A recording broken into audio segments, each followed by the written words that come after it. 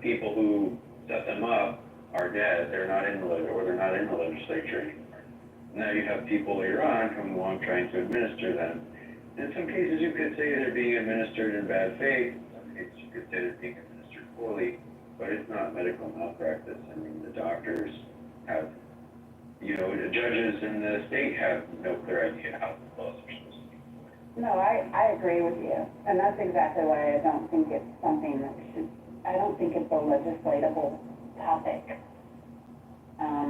It is, by all accounts, it is a medical decision, and I don't think it should be legislated, because we can't possibly account for all of the circumstances.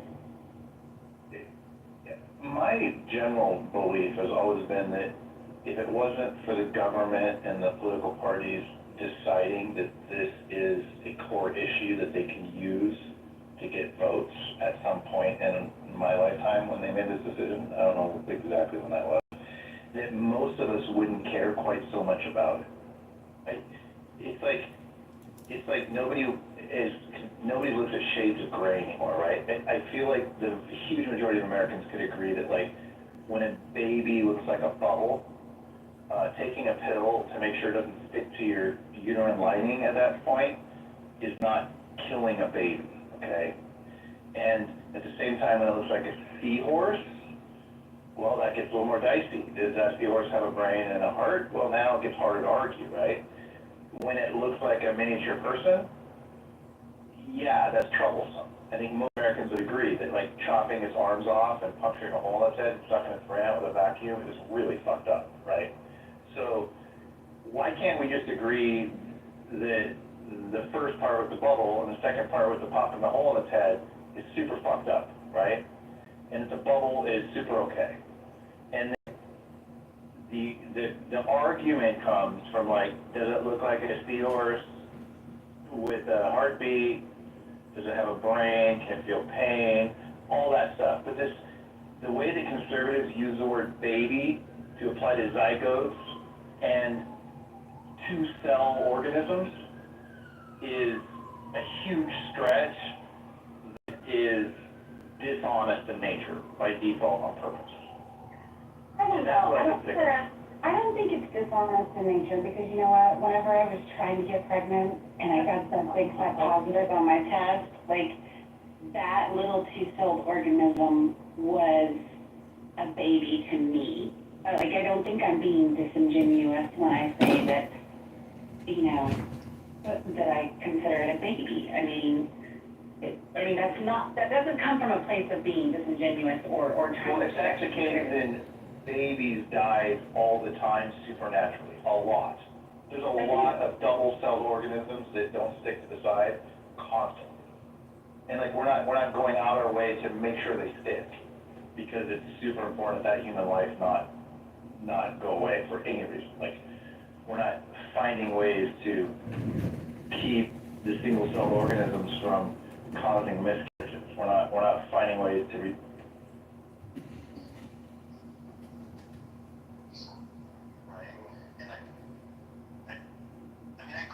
saying, like, we can do in vitro twins, and we went through in vitro, and obviously when we found out that we had two, 8-cell organisms in there, I got a picture of them from both of them side by side, and I was like, oh, my kids, I knew they weren't my kids yet. I called them my kids. It's like my future kids is what I should say, but even then, they gotta stick around for every day. I didn't know what they were. I don't think that, like, the certain verbiage because we're hopeful and excited is the same as, like, actually identifying that thing as a baby. Mike, do you know what the price is per abortion to taxpayers? I don't know what taxpayer should have to pay. It's $16,000. It costs $16,000 per baby to abort. That's $1 billion divided by 60,000. Yeah, I don't think taxpayers should be paying for abortions. I'd like to come back to something what you said about being able to legislate in this area. the elite have good lobbyists. But I think it, like, legislate in this area, and there are examples of good legislation in this area all over the world where abortion is not a political football. And in countries all over the world, you see something like the trimester framework, where abortion is more or less readily available in the first 3 months. It becomes more restricted in the next 3 months. And then in the final 3 months, we say, okay, is there a threat to the mother's health? Or is this a pregnancy that is not going to come to term? And this is a pretty reasonable framework to work from. And what I think we end up with in America is too often, there's a strong tendency in America to want all or nothing frameworks for stuff, you know? So like people will tell you, it's an unrelated issue, I won't go into it, I only offer this example because of how illuminating it is. People will tell you, guns are banned everywhere except in America. Or semi-automatic rifles are banned everywhere except in America. And then you go to Austria, or Germany, or Switzerland, France. Are semi-auto rifles banned? No, they are not actually banned. But they have this like tiered framework, A, B, C, D of guns, and you need these different like tiers to get into them. They don't ban them outright. But in America, the only two policies we discuss in this area are like, well, let's ban them, or you can have them. You know, you can buy them at Walmart, right? And there's no like intermediate concept. And with abortion, we do the same thing. You know, with drugs, we often do the same thing. We're like, well, you can just have drugs, or they're illegal and you got to go to jail for them. You know, and there's no also like I think with the cannabis clubs and so on, we actually are evolving that intermediate concept there. But for a long time, the debate is just like drugs, yes or no. And the way we're treating abortion is we're just like abortion, yes or no. And you're not going to get good laws either way, that way. You know, I think we have to embrace these more complex legal regimes, somewhat more complex, somewhat more nuanced, you know. With guns too, Jason? I don't want to change the topic. Oh, no, fair enough. I just want to mention, like, if anybody's on my side, they want to see, like, abortion completely, outlawed in the sense of the Supreme Court ruling on it. And you don't even have to have a federal ban. You just have to have that the Supreme Court deems that it's maybe acceptable. And if you believe in that, you should look into the birthright citizenship argument that the ACLU is pushing for on the basis that people who are in the womb are considered U.S. citizens, and that they should have rights, and they should have the rights even if they're not born yet. So even if they're still in the mother's womb, and some lady comes over from China, the second she hits the United States, if the baby's in her tummy, then that's considered a U.S. citizen, even before it's born. That's what they're trying to push for, and a lot of the liberal, scholars on jurisprudence and stuff are arguing that they fucking dumb idea, because they could open the door to the Supreme Court ruling that a baby who's in the womb is a legal U.S. citizen, and they do have birthright citizenship in that sense, which would then criminalize them having abortions, which I think is fucking amazing. I used to support the ACLU, then they went all woke, but they've done something that's fucking amazing. So if you guys want to support the ACLU, you should definitely go on to make some money. Well, the thing is that people get pissy when I say this in rooms, but Trump only has one more hurdle, and that's the Senate, and that automatic birthright citizenship is out of here. You will be introducing yourself as the person who didn't finalize your citizenship status. I even had a girl ping me into a room to tell me to get the fuck out of here, you old ass. I don't even know if she said bitch or not. And I was like, gee, I kind of want to live to be 200 years old. I don't want to die young. I still got a lot of things I want to do. Right. And so she's just really butthurt about what's going on. But, those who did not finalize their status when their parents got the green cards, they're going to have a problem, and they should, talk with a lobbyist and a lawyer, because you can't, America cannot hold everybody. 26 million came in throughout the Biden administration, and they bought nothing, but they Western Union everything back out. You know, you can end with no resources, so that means you had to take from somebody, and we all know that Black people get the back burner of everything when it comes to domestic issues, especially if there's something hot on the table, like nuclear proliferation, you know, keep people from using nuclear, keep people from going rogue into communism or fascism or something like that. And so that ideal of continuing to let your girlfriend's child be an automatic citizen is over with. It will be finalized and even a harsher enforcement once the Senate votes on it, and it's headed to the Senate any day now. Well, it's there, they're just like sneezing over it. Yeah, so that's the thing. I always said if something goes wrong, I would run back to the reservation or something. But, you know, it's, you know, it is what it is because they only have a small staff and it's like they're inundated with a lot of paperwork. And I don't believe a lot of people are illegal immigrants. I think that the people have dropped the ball and did not process the paperwork fairly or accurately. That's what I think. Rich, I have a question.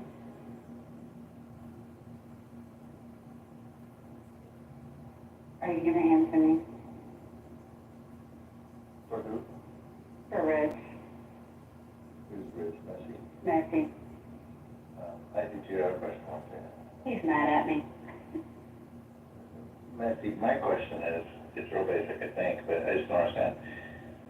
Why would the ACLU push an agenda that categorizes fetuses in a womb as American citizens when ultimately that seems counterproductive to allowing continuation of abortions? Like, on one side, you're saying abortion should be okay, and you're not necessarily killing a baby, you're just making a decision that's the right of a woman.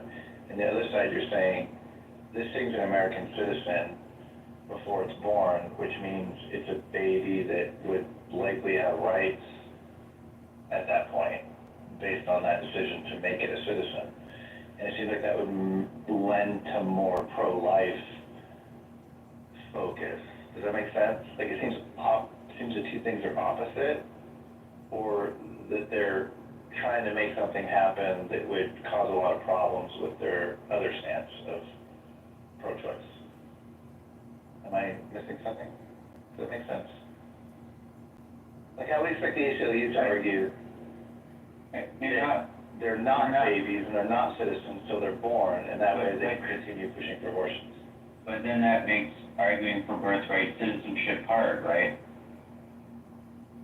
Which is what Messi is saying, is that the reason the ACLU is advancing this argument is to support birthright citizenship. Well, that doesn't change much if the birthright citizenship remains when the birth takes place. No? Like, why would they need to extend birthright citizenship? They maybe don't have to, but this is what he's saying is one of their techniques that they're employing. Okay, so they're not employing it on the abortion issue. They're employing it in this other area. Right. And it has implications on abortion. so that's why, okay, but the lawyers work one case at a time. And the lawyers working on this case are like, maybe this idea will work, you know? And then maybe someone else will come in and say, no, you can't do that because of this implication. But it's not like it's just one big, it's a bunch of different lawyers, right? And they're all doing different shit. So I think what he's saying makes sense. I don't think it has the actual implications he's talking about.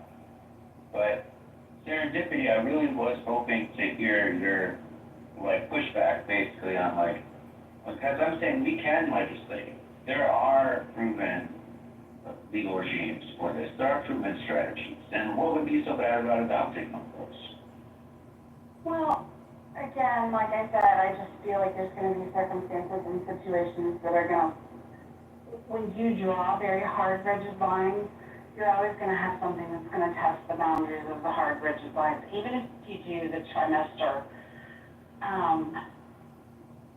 you know, first trimester, second trimester, third trimester, there's always gonna be a situation that's gonna come up, that's gonna be outside of the confines of those very specified, outlines within the trimester, which is why I think essentially, you know, take the law out of it. Let them be medical decisions, because honestly, in every situation, the doctor and the patient, medical team, however you want to frame it, are the ones that they're in the best position to hopefully make the right choice for all the parties involved, you know? I don't know. Like I said, it's just something I've been bantering around in my head, because I agree. I do take the position that I personally believe that life begins at conception.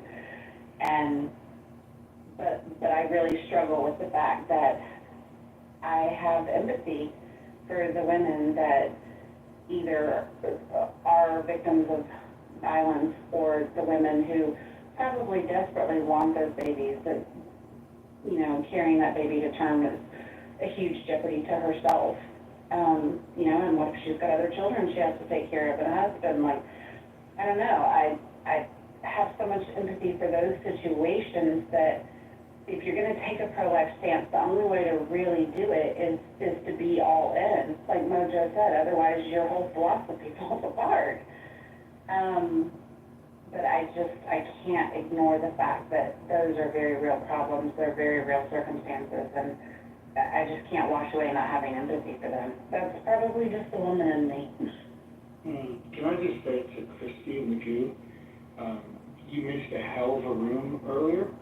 I think the first room of rational discussion group was a killer.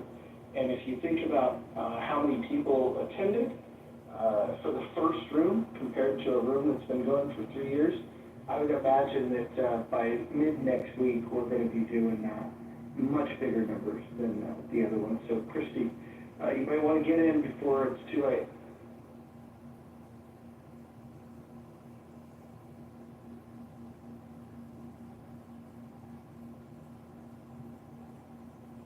Also, do you guys remember the room we did the other day with the title, What's Worse, the Vaccine or the Disease? You guys remember that? Anybody?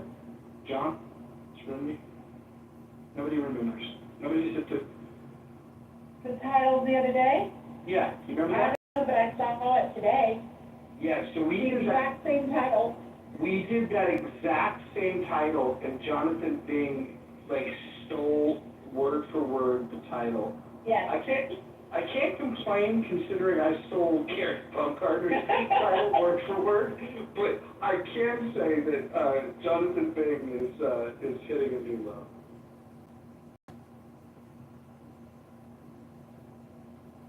Christy, how was Gary's room? I'm guessing it was boring. Our room was action-packed.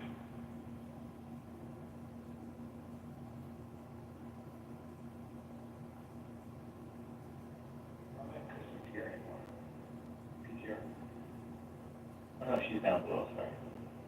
Christy's here. Christy said it was informative. That is what that room is never.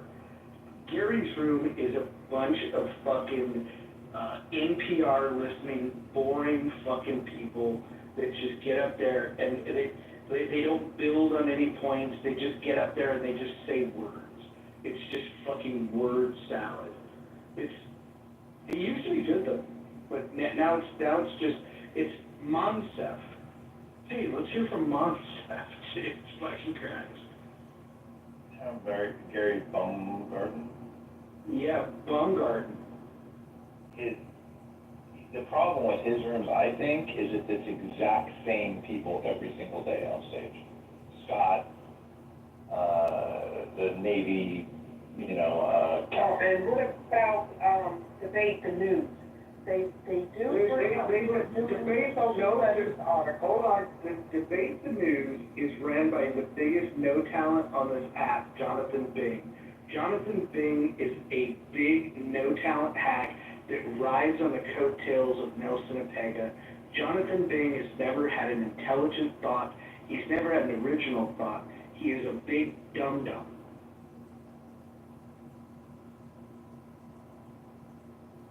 Is that your gist about it, too, Connie? Is that what you feel about that room?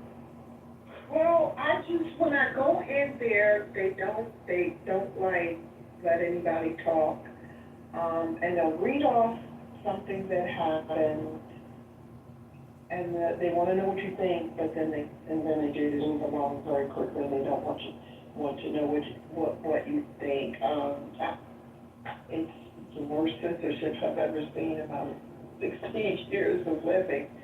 So that, I don't go in there, because I'm like, I subscribe to all the news articles, Apple News. Like, I just read my own news. So that's what I don't like about it. I don't like about it at all. And then the people there, they don't like communicate with each other, because, you could back in each other or type in the chat what you think. So I don't know why it's the type that goes in there. But for Clubhouse, most people are there for the entertainment, not to learn a new perspective, way of thinking, or something that they totally agree on the fact. Yeah. I think that Gary's room, to your point, Connie, Gary's room, like, he leaves the chat turned off, which is really frustrating, because he lets people talk as long as they want, and they have to go in order.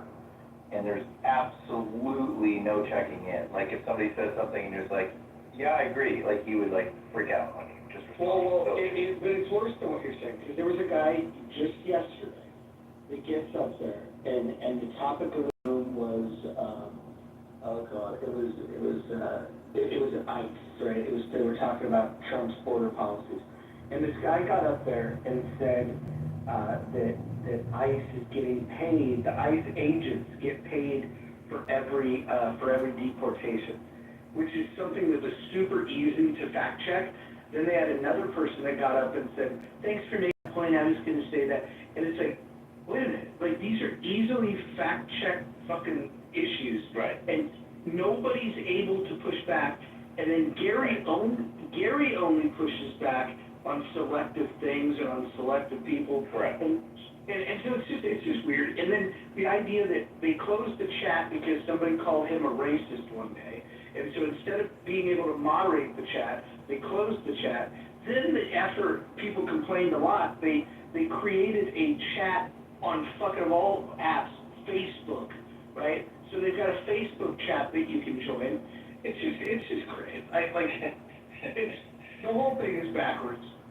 It is, but here's what I think. I think the reason that he runs it the way he does it is because he's an actual journalist, and I think it's all about his content research. I think that, like, the reason he doesn't want me to talk to you and you to talk to me and for us to have a conversation or even to fact check. I think if he hears something that's interesting, he probably takes a note of it and he fact checks it later before he ever writes about it. But I think he's looking for people to give him ingredients for his articles. I think it's his way of, like, picking the brains of other people so that he can probably use some of what's being said in whatever he's going to write later. And from that perspective, that's why he's holding those rooms. He's explaining why he's okay with him talking for 5 minutes one at a time.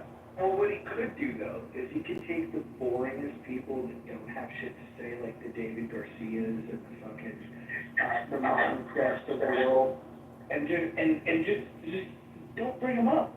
There's some people that are just not well informed, and they don't have interesting shit to say. Like he's not gonna get anything good from from most of those people. And then the people that he could get something good from, like somebody like Anson, he'll, like, argue with Anson and then fucking dismiss him and put him down. It's like, dude, that's not true. The one guy with the real world experience that can add something to the conversation, and he doesn't want to use him. he was a fucking nuclear submarine captain. Like, that's pretty fascinating to talk to, right? When you're talking about geopolitical issues. But he gets treated with the same endeavor as like some fucking goofball idiot that also takes Yeah, hey, Anderson, that's enough from you, we're gonna sit you down, and then, hey, next on stage is nonsense. And you're right about people saying stupid shit, and you can't say, that's not true, because you're like, stop talking. And have you ever been there when Victoria loses her shit? You know Victoria, she's super hyper liberal, right?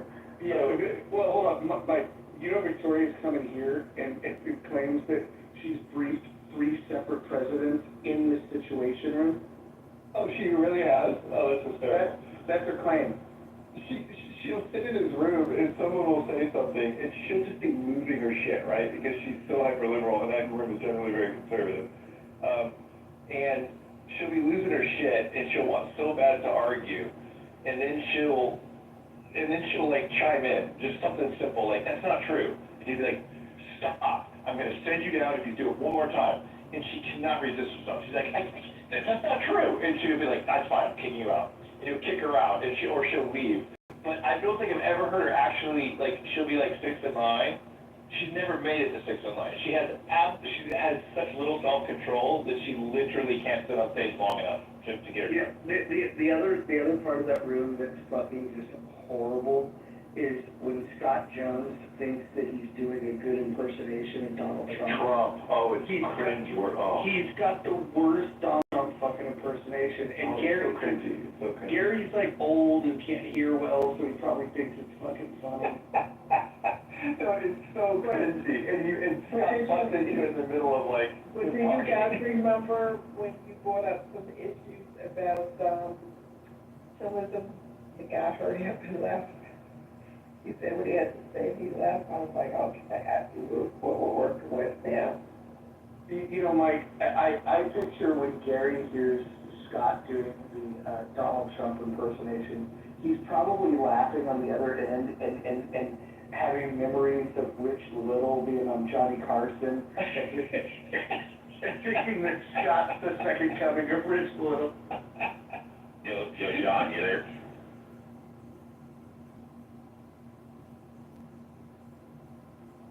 Kitover. He's got a campaign to run. What's going on here? No, he called me just a minute ago and I ignored the call, so I'll see if he's still there.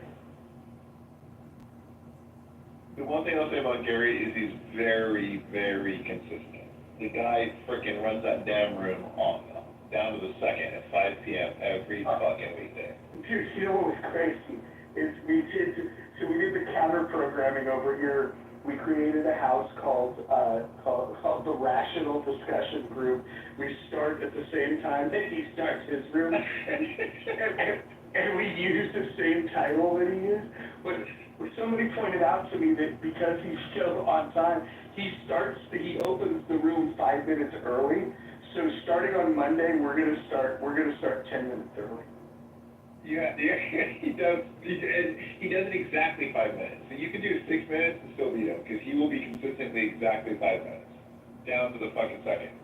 And he won't start talking until the top of the hour. Like, he'll watch that second hand, and he'll immediately start. There is something refreshing about that part of it. Like, But he says it's because of his broadcasting days. He was in broadcasting as well, and he says it's ingrained in him. He can't not do it, which I find it refreshing too, actually. yeah, that part's cool. Because you count on it. I mean, if you do like being a broadcast. The other thing though is like, he's trying to get a serious conversation, and then he's got Scott Jones. I can only imagine what Scott has said. Scott's probably been in his back channel begging him, you gotta put me in, Gary, you gotta put me in. Sounds like him, that's a pretty good term. I do impersonations, Gary. You do an impersonation of Scott doing an impersonation of other people. Scott's an interesting guy. I wish Scott would come in here. I think Scott would agree with me that his impersonation is terrible. He would. He's a good guy. He's there every day. He's always the first one to talk, and honestly, I get tired of hearing from him sometimes, but that's what it is. You remember when Meryl was the co-host? Yeah, she would fight with Gary all the time. All the time. She still shows up sometimes, but she doesn't get modded anymore. She spoke yesterday, and it was pretty funny. Scott had made some mention about dildos and sodomy laws, had nothing to do with the topic. And then when Meryl gets up there, she built on the point that Scott made, and then when I got up there, I was just like, hey, what's going on? How come nobody's on topic? You got Meryl over here talking about dildos and sodomy? And it's hilarious. He's the perfect person to do that with, too. Because it'll hurt his feelings so bad that he'll beat himself up for being a bad moderator.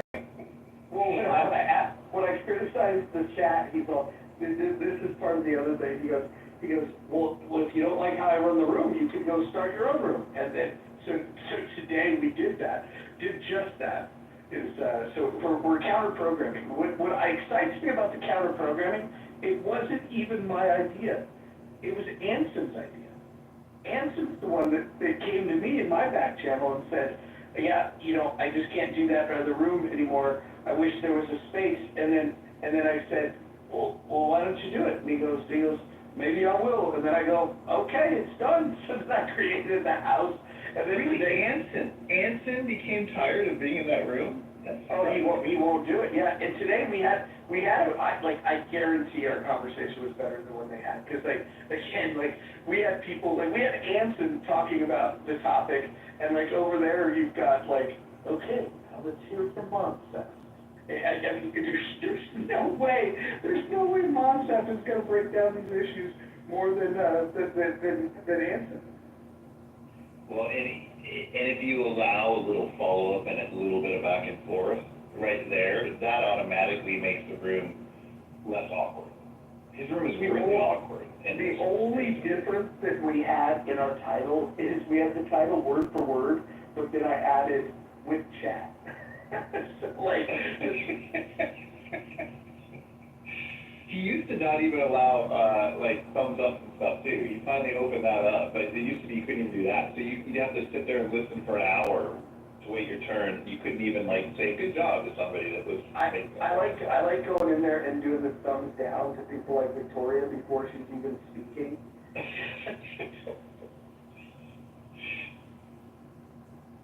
Oh, man. It is a fun room to troll, because you can use the GIFs. People are talking, and I'm just, using the wrap it up GIF that you with Jimmy Fallon. That's my favorite GIF for that room. Christy likes that room. I don't know what it is with Christy and old white men. She likes sitting in rooms listening to, oh, they sound so professional, these old white fellas.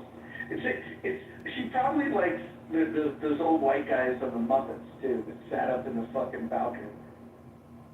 Do you like the biggest old white guy here, Steve?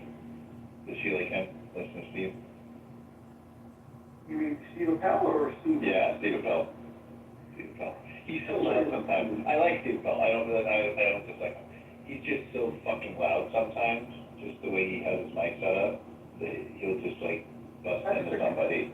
That's the God mic. I had a chance to meet up with Steve Appel when I was in LA, and Dr. Jordan and I went over and crashed his pad, and it was cool, man. We're chilling with Steve and his dog, and he's got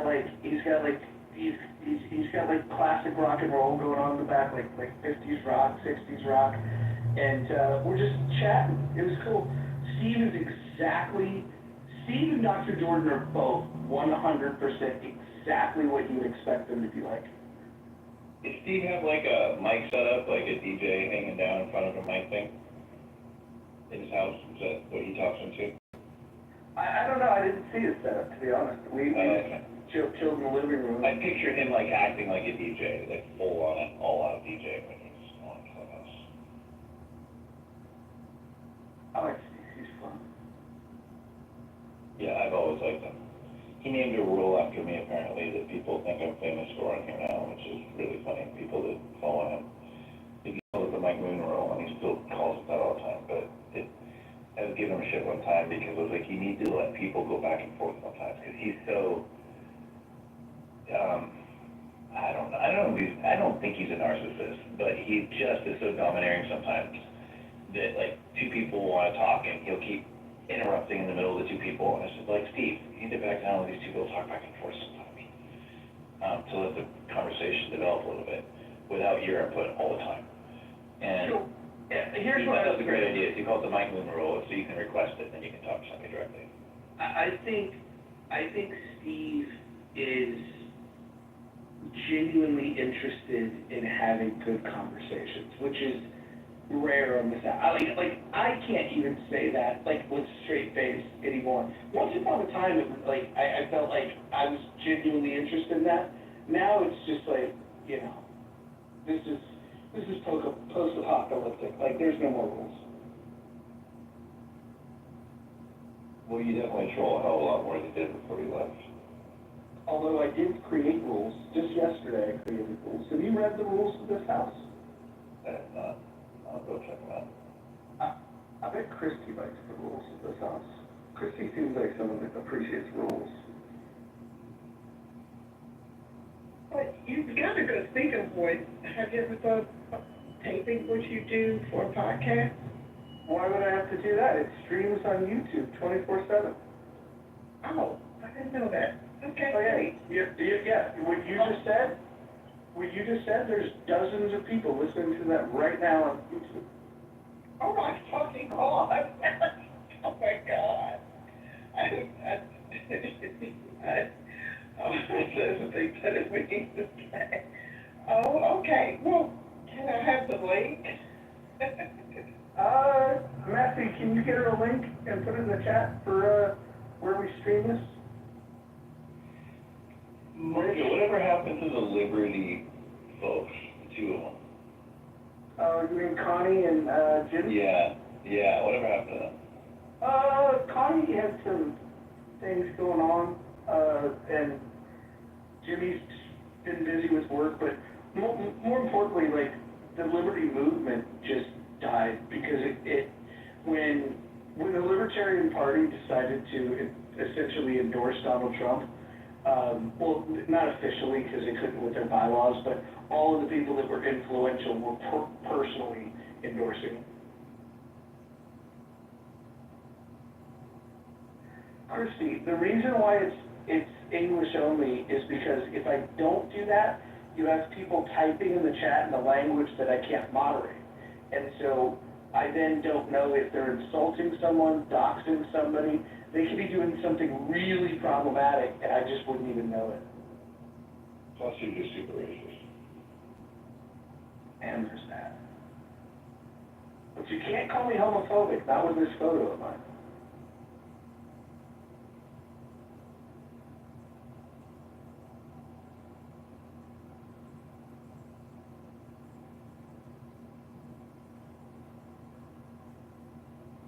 Serendipity is still. Mm-hmm. I was gonna make a joke earlier, and at the moment passed, I won't say it now, but like, it was a throwback, a callback to a different room about, well, Yeah, I found out White John's on Instagram, he's fucking in his computer, at the bar drinking. nah, he's probably down at the gym. And he said he did some shit like northwest Chicago, some like the area where there's all those nightclubs and bars. College students. Him and Hakima are supposed to meet up for beer. Yeah, maybe that's what it is. He said he's in northwest Chicago right now. Roger, Talk to me. will you ask Matthew why he won't talk to me? You were meaner to him in that room than I was. That was talking. No, I wasn't mean. I asked you on 3 separate occasions the question, and you have been silent. Oh, I'm sorry, I thought you guys know it's working. Look, I wasn't mean to Rich. I reject his style of evangelizing. I think that, look, I once. Let's not do it again. Well, He's doing an Nathan thing, he's like building. No, let's not do it again, because No, hold on. it's No, hold on. I want to just make this very clear. because Rich and I used to have problems on the app, then I've come back, and I actually like Rich, but when people say Rich can be problematic, I understand where that comes from. He's just stubborn. He's not a bad guy, he's just stubborn. But this is an issue where I genuinely think, like, that it's not going to have the impact that he thinks it's gonna have. Because if somebody already believes what he believes, then he doesn't need to say it, right? All he's gotta do is point them to the scripture, right? But if they don't believe what he believes, then you have to have a starting point that's not, condemnation. And that's my only point. I just don't find that it would be effective to solve a problem. Unless what you're hoping to do is just make somebody feel terrible about themselves. Because if they did believe what you believe, and they still didn't want to retreat from their sin, and you're telling them that, you're just gonna make them feel bad. And I don't, your answer to that would probably be something like, well, if they save their soul, I don't care if they feel that. But if you're Oh, no, I can explain real quick what. Sure, but if you wanted to help them, why wouldn't you just give them a baby step? Give them a baby step. So if it's somebody that's genuinely interested in knowing about God, and it's like 5 or 6 people that I've talked to that have came to Christ, it's not by my work at all, anything, just like telling them what the scripture is and like helping them understand things in the scripture, has always been somebody that like, I brought up like the Bible to this guy that he's Hispanic guy that I know here or something, and I brought up the Bible a couple times. He's like, yeah, I'm an atheist, I don't really believe all that stuff. And I was like, oh, okay. And I just held up for the one, and I was like, that's cool, man. I'm like, but I usually won't try to argue with atheists or people that want to like be contentious against Christianity. So I'll tell them what the facts are, and if they want to accept it, it's on them. If they don't, it's their choice. But one day we were standing around, and he's like, hey, Dad, he's like, I got a question about the Bible. And I was like, oh, okay. So I started talking to him, and he's like, I started dating this girl, and she like, wants me to go to church on Sunday, and I was sitting in church, and I heard these like things that I didn't understand, and I like broke it down, and I was bringing up verses in the Bible about like trying to break down what the meaning of the scriptures are, things that people think are like contentious in the scriptures. And then like a week later, he came up to me, he's like, hey man, he's like, I just want to let you know, he's like, I gave my life to Christ. And I was like, what? And he's like, and I owe it to you. He's like, because you helped me understand some of the scriptures and the verses, and then it made sense. He said, I was looking at it like, oh wow, God seems like a dickhead here, why is he such an ass? Then I just broke it down to him, the Bible Hub and stuff, the verses, and he was like, yeah, he's like, I'm a follower of Christ now. And I just thought that was so cool, man, and but it was just like he was open to hear. But with like these atheists or, people that call themselves like deists or other stuff, and I'm like, yeah, I don't believe in the Sinaitic Bible, your version of God, I'm just like, okay, cool. Like, I'll argue with them and stuff like that, but I'm not genuinely trying to preach to them and tell them, like, evangelize, because I know they don't give a shit. And you can go in Andrew R's room and talk to friggin' Piper all day about God, try to convince them and stuff, and they'll spit on you and just piss on you and tell you to go fuck yourself and you're skydiving. So I don't deal with that type of shit anymore. I tried talking to the atheists, and they were just so fucking abhorrent that I was just like, oh, screw them up. It's their choice. They choose to offer samples and move on to the next town. Go to the people that are actually want to know.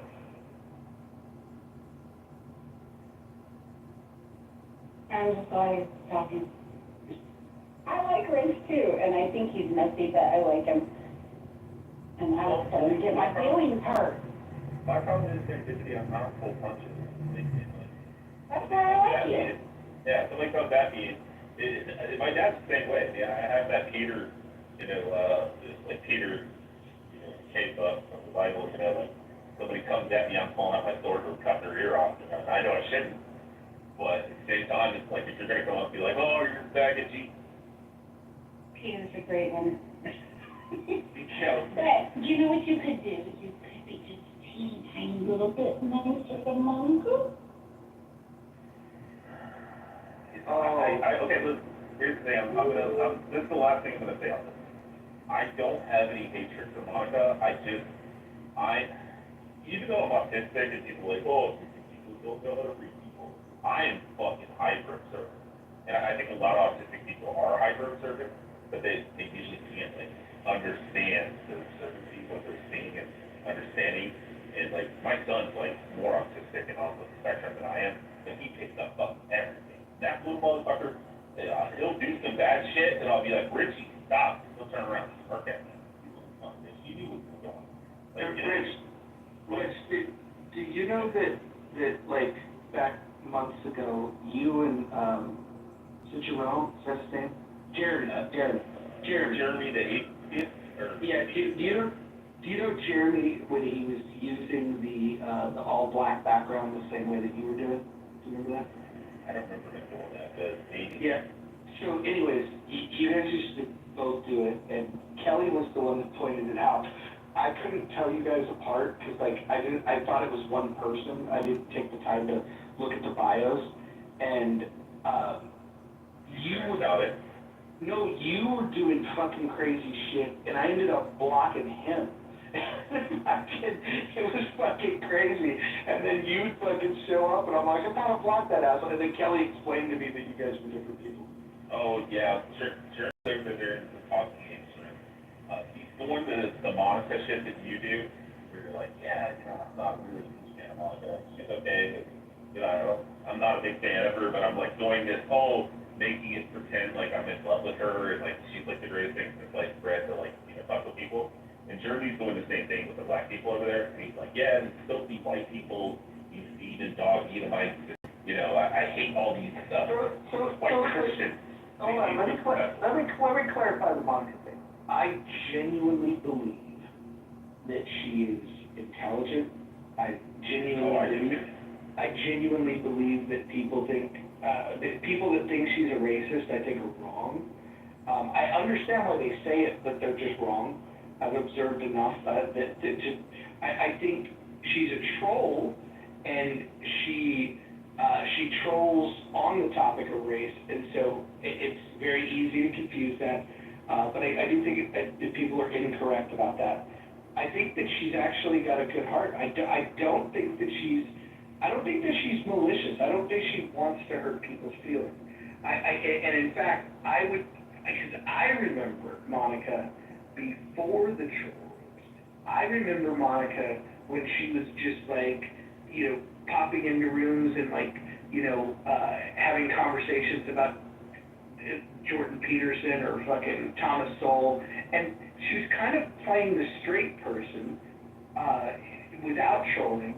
And then when people on the app, when they get aggressive and they talk their shit or whatever, she was one of the people that when confronted with the idea that like, I don't know, like the grievance culture that, oh, you're white, well then ergo you must be racist.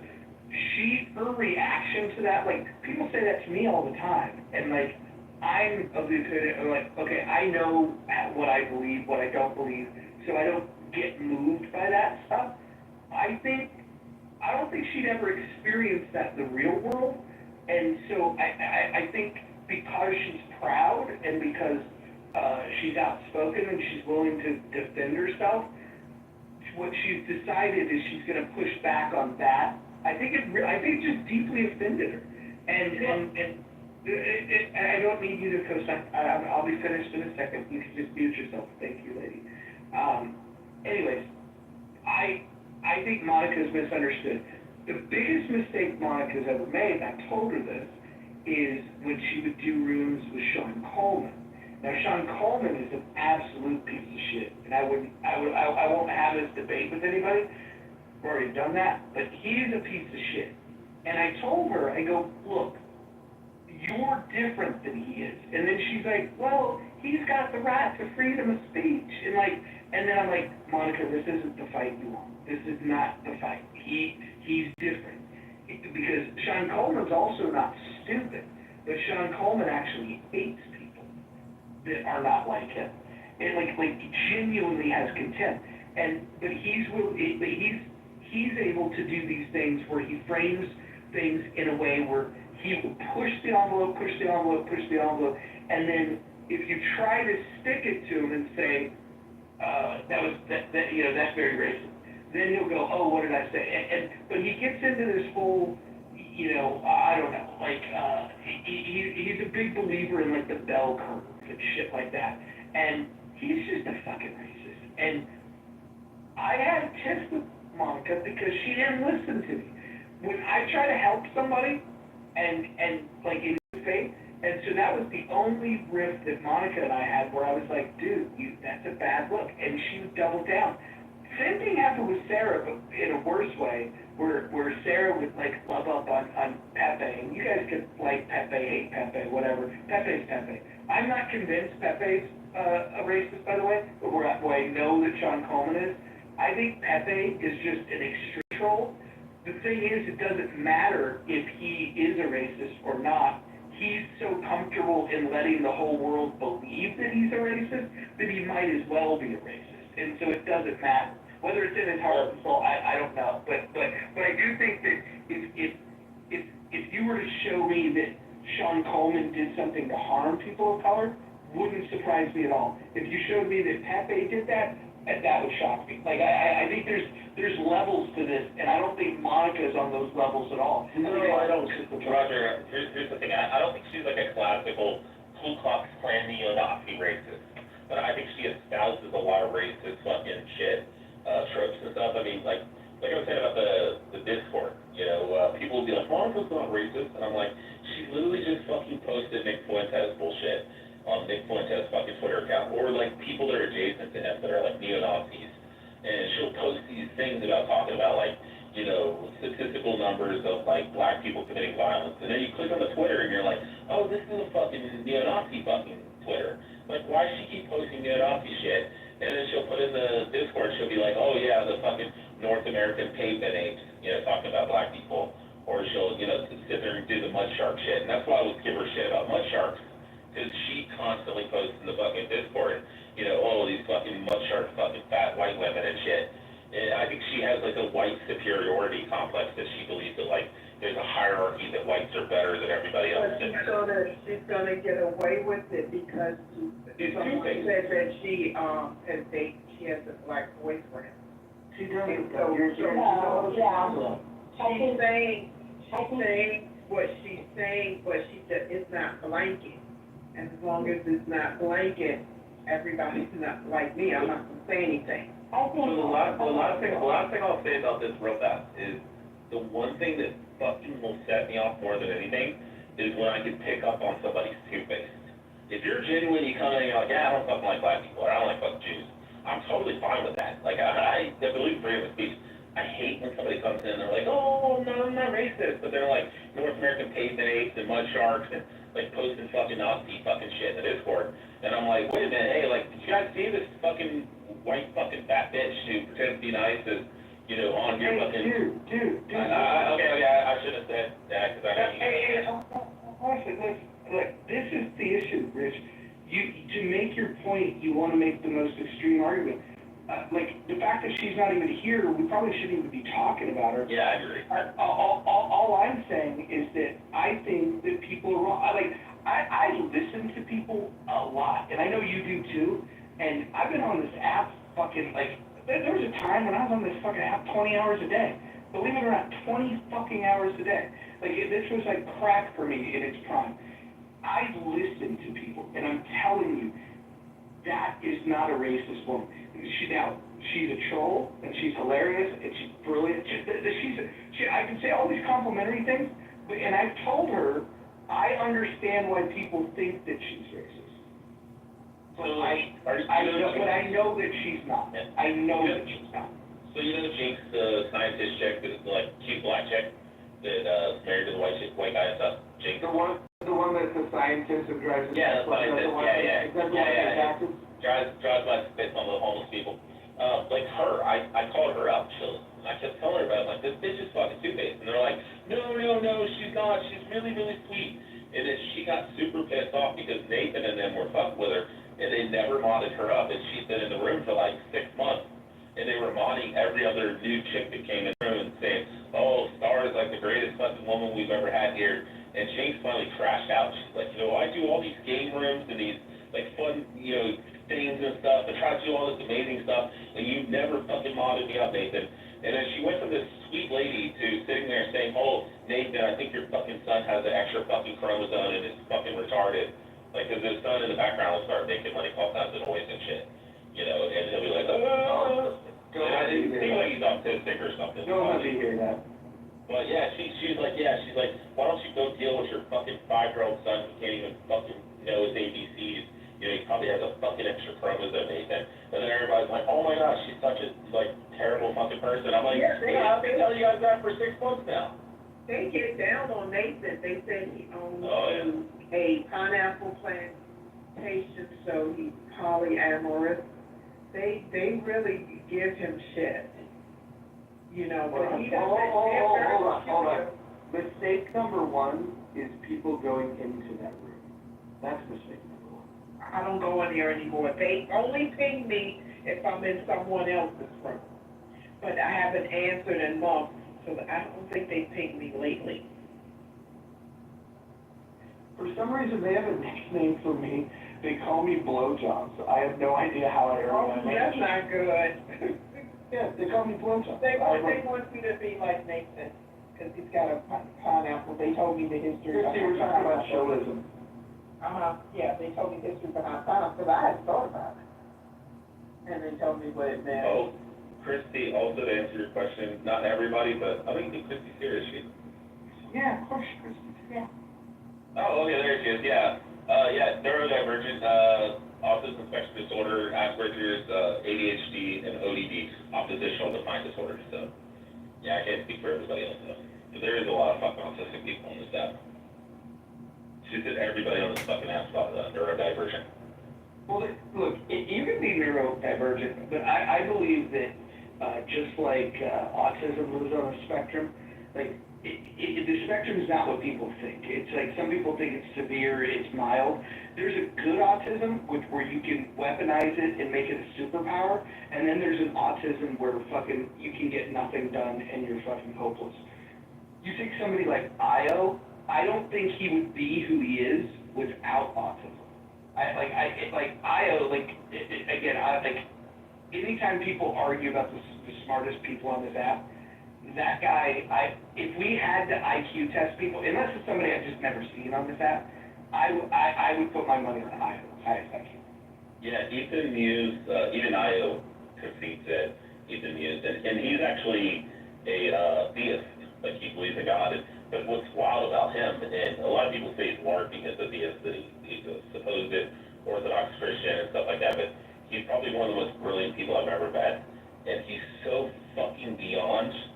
You couldn't bring him in, no offense, you couldn't bring him in irregulism, because just nobody would be able to track the conversation. It takes the Andrew R type rooms with a lot of guys that are fucking hyper intelligent, fucking autists, fucking retards. But Yeah. when you get him around these guys that have like fucking 5 PhDs and shit, even them, they're fucking impressed. Like, he's brought a lot of them from like atheist to like agnostic, or even from atheist to like at least being a deist or a theist. Like, I mean, it's wild. You know, I'll make a statement, and hopefully he's not listening, but I would imagine that John, future congressman, is among the top 1% highest IQ on this app. Nobody wants to talk about that because they're still mad at him for. Yeah, I mean, he's a graduate of the Citadel. I mean, he served in the Army. He also worked for the Sexual Intelligence Agency. Then, I mean, now he's got like fucking mental health issues, and that's unfortunate. But you know, I told him all that. I told him right in his face, he does. Yeah, you don't have to. That's yeah. I don't know. That's he's admitted to it. That's what I'm saying. It's across the line. Of the 299 people that I have blocked, I think 297 of them are him. Totally. And listen, the fact that he's on these stages like every day now, there's nobody on this app that he trolled harder than me. Not a single person. He's created YouTube channels in my name. He created multiple accounts in my name, houses in my name. It's like I said, there's nobody that he's trolled harder. I get messages about every single day. I can't believe you're saying that was Who's that from, JB? Everybody. Joe B, for whatever reason, maybe because of her days at the NSA, she does not like Joe. Well, I kind of, like, when they came out with the anonymous feature, it was just like, it's a moot point. That's exactly where I was at. Just no getting around it, and if you can't beat them, you can't. That is exactly what I said, when I realized, like, somebody said, hey, John's streaming the room, and I was like, oh, okay, and I'm like trying to guess who it might be, and I used to be really good at figuring it out, and then it's like, and then the anonymous feature, like, I couldn't do it, and then it's like, so if I can't do anything about it, why would I even worry about it? Like you should not worry about the things you can't control. Exactly. And, the only reason I started mass blocking him was because he really picked me off. He got removed, somebody removed him from one of Ann and Monica's rooms one time, because, that's just what everybody did. And then he came in with another account, and he pretended to be this black guy. And look at his face, and he's like, oh, it's nice to meet you, white women, blah, blah. He carried on this whole time. It took about 15 minutes before anybody picked up on the fact that it was actually him. I was like, when I told Roger, I was like, hey, we should get John in here, he's starting for Congress, all that shit.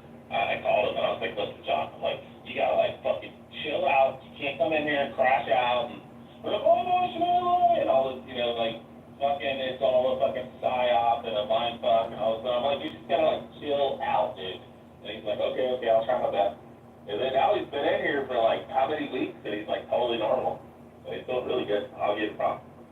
I wouldn't say totally normal. My favorite room was earlier today when Ensign and Moose have mob houses and John's crashing out and fucking Ensign trying to be patient because he doesn't want to kill the guy in the room, so he let him go longer than he wanted to, and then he's just like, okay, we gotta move on, you're off topic. The only time that you could get John back in the day to like get serious and like stop trolling and messing around and just being silly and shit was whenever he came up to Israel Gaza shit. He would like drop the whole fucking facade of the charade and he'd be like, alright, listen here, you fucking Palestinian kids shit, just go off. And we're like, oh wow, this is like normal John, this is amazing. But yeah, he's one of the sweetest guys on here. Well, there were two things that won me over. The first was the acceptance that I couldn't do anything. The app, they created these rules where, I've had these conversations with him privately as well as publicly on the app. Hey, I don't put on replays. People, will open up more when they're not being recorded, and you're violating their privacy and their desire to not be recorded. And so, I had a problem with it because I was going out of my way to make sure that this was a room that didn't have replay. So once Clubhouse made that a moot point, it's like, oh, okay, well, I can't be mad at that. So then once I accepted that, I started looking at some of the stuff he was doing. People started sending me shit, and I was looking at what he was putting on YouTube with the mirrors room.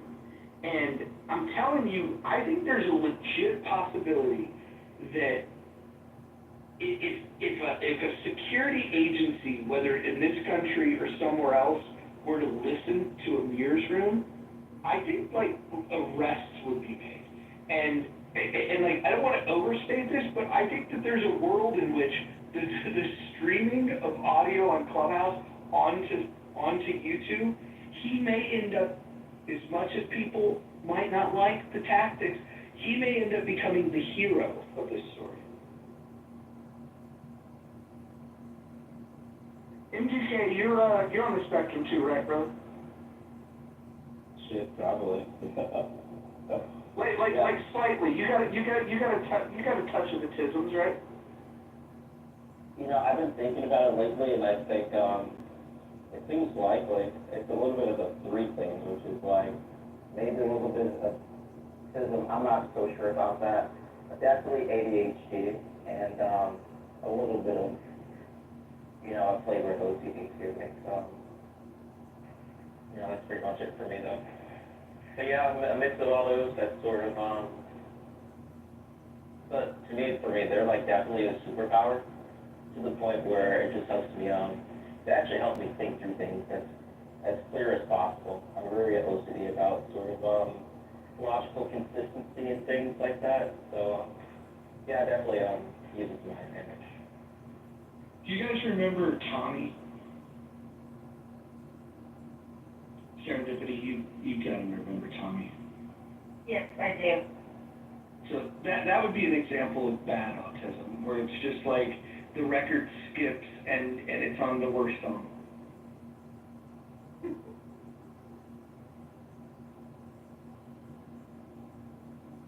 Monica and Tommy were buddy-buddy for a while there too.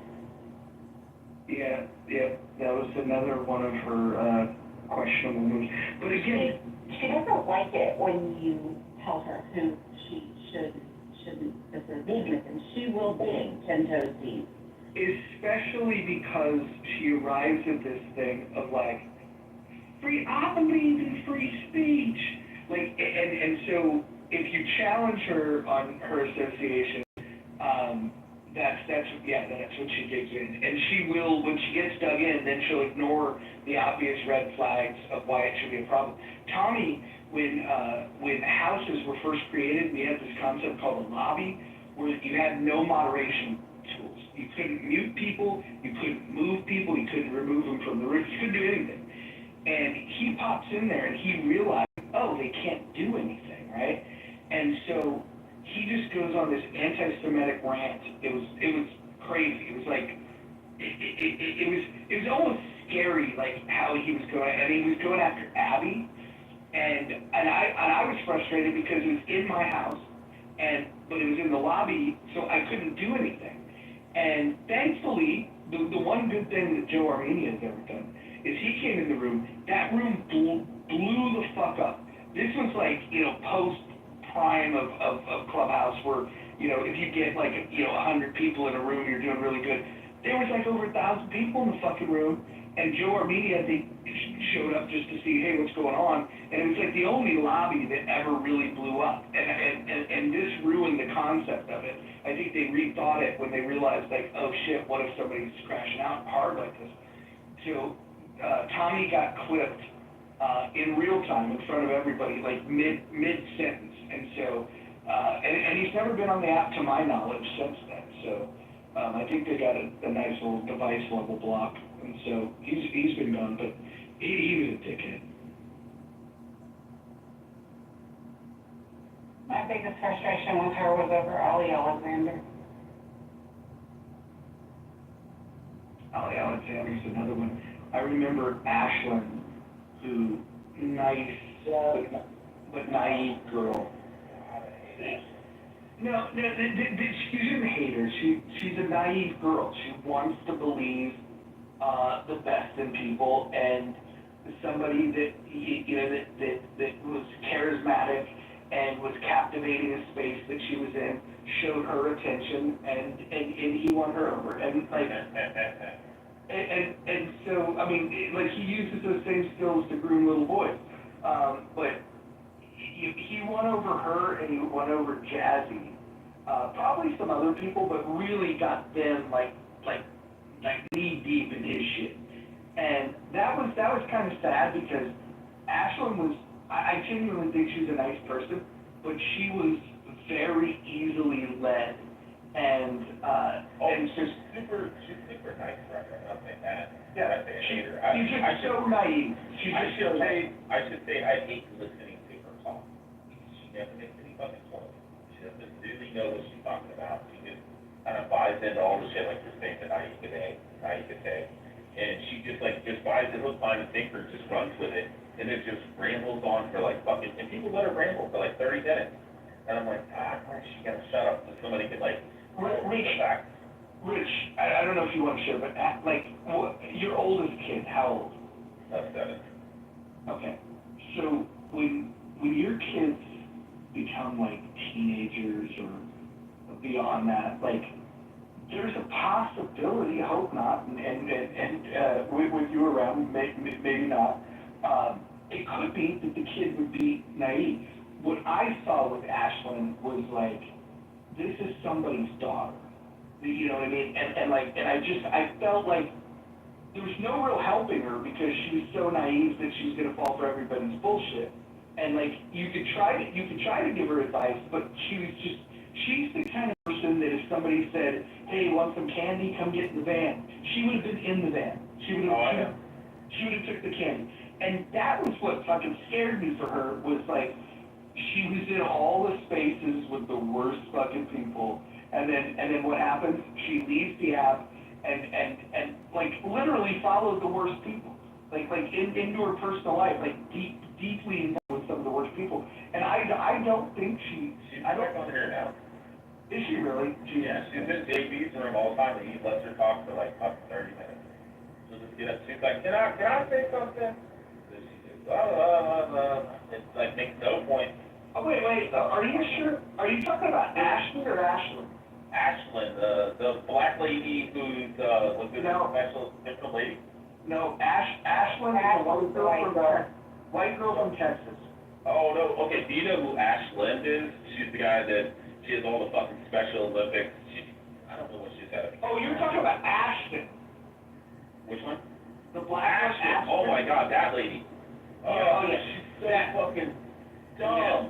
You know what's funny? Ashton's also nice, but I could take maybe 35 seconds of her.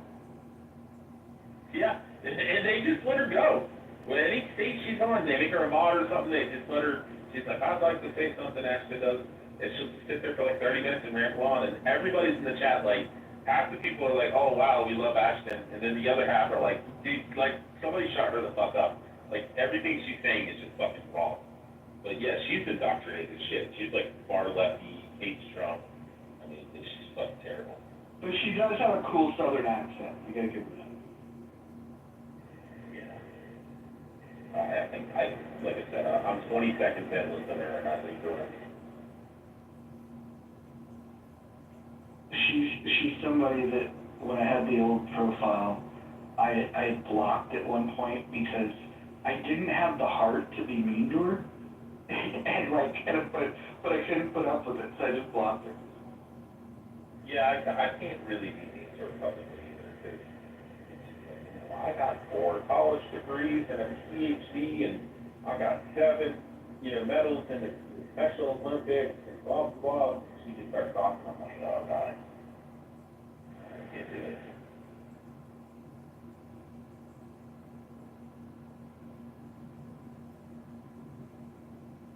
What do you guys want to talk about on Monday in the rational discussion group? What are we going to do? I don't think we're going to copy Gary's room again, I think. But we will do it at the same time, just to make sure that people have an alternative to that space. What's the topic you think we should do on Monday? We just want to talk about it. What's something spicy? Have John live stream on here, so we can talk about that stuff. You want it spicy? I don't know how to frame it in a title, but I do think this Epstein thing is very weird. The observation that I have is the cognitive dissonance where Democrats will look at the Epstein thing and go, yeah, we need to get into the files because we need to show that Donald Trump, he was on the Epstein list. And then Republicans are just like, we don't really care that Donald Trump knew Epstein, but man, that fucking Bill Clinton was sure good friends with. And like, both of them want to weaponize the Epstein list for their political enemies, but nobody wants to accept that their political heroes are also them. And so it's like, it's pretty funny when you see the dueling photographs of like, you have, the Democrats will show Trump with Epstein, and then it'll be, the photo of Clinton with Epstein. Why can't we just say that they're all a bunch of fucking weirdos? I don't get why we can't say that. Well, let me ask you a question, like, if anything does come out of Trump being on that thing, like, you think it's like Trump's like being all weird, like, the rest of them that you know were probably into like fucking 13-year-olds and shit, or do you think maybe they got a girl that's like 17 and a half, and they're like, yeah, she's 20, Trump, you know, or 19, you know, and they fuck her, and then they're like holding it against them and shit. Like, I get that. Here's the thing, right? I just can't picture Trump with like a 13-year-old little girl, be like, yeah, 13-year-old. Here's the thing, clearly whatever's happening on that island, it was designed to be like fantasy island for the rich and famous, right? Like whatever you wanted, this is the place that you could go and you'd be away from everybody and you could do what you want to do. I don't think that means that everybody was diddling kids. I think that, you know, they probably sex trafficked adults in there too. But I do think that the mere fact that they're all so connected with them, like if we were watching this as a movie, right? Forget about like your political ideology. You're watching a movie about fictitious, presidential, former presidents, current presidents, and you're watching it. You'd just be watching with horror and saying like, oh man, all these guys are sick. Why are they all with this fucking dude? Like you would have much more moral clarity if you were watching a movie. But people like get weird about it because, oh well, I like what Trump's doing politically in this way, so I'm going to disregard the fact that he's got a fucking crazy relationship with a known sex trafficker. Yeah, but you also have to make the argument for like, you know, for example, I'm not saying it's true, but if somebody in healthy debate who's a big time moderator in a prison, if we found out that person was like a diddler, like would every person in that room be guilty by association, or be like going into that room every day and everybody gets the moderator guilty, like just for being friends with that person?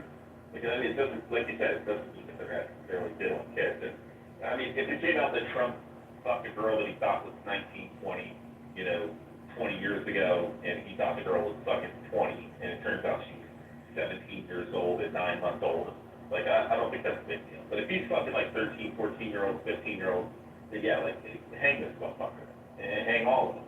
But, I mean, that is some shady shit that they could have done too. I mean, they'd be like, yeah, she's 20, then he knocks her bottom out, and then they're like, oh yeah, she was actually 17, now you're gonna do our bidding. I don't think that would be like in breach if she's like almost 18 or something. I agree that I think that just because there were assistants doesn't mean that they were necessarily all involved in the diddling of the kids, but I do find it very hard to believe that they didn't all know about it. Oh, yeah, I think they all knew about it, but allegedly Trump said, and what a lot of people say around him, is that once he found out, he's talking about, like, banned from all the places, but that might not be the true story, I don't know. Yeah. And I have knew a a guy. conspiracy theory about that same file too. So real quick, I was just gonna mention, one of my dad's best friends, was a police chief in Florida, and his son ended up, he was like 15 and she was like 14 or something, or 13, when they started dating. And then they dated all the way through high school and still all that stuff. And then when he was like 20 years old and she was like still 17 and a half, the mom, the way the law is in the state of Florida, that the parent is the one who gives parental consent for somebody to have sex with a girl who's 16 and over, from 16 to, up to 18. The parents have to be like, yeah, I'm totally fine if you're 19 and you're fucking like 17. So they ended up breaking up, and the mother called the police and had him criminally charged, and he's now a registered sex offender. That's what I was saying about the 17 chick. Yeah.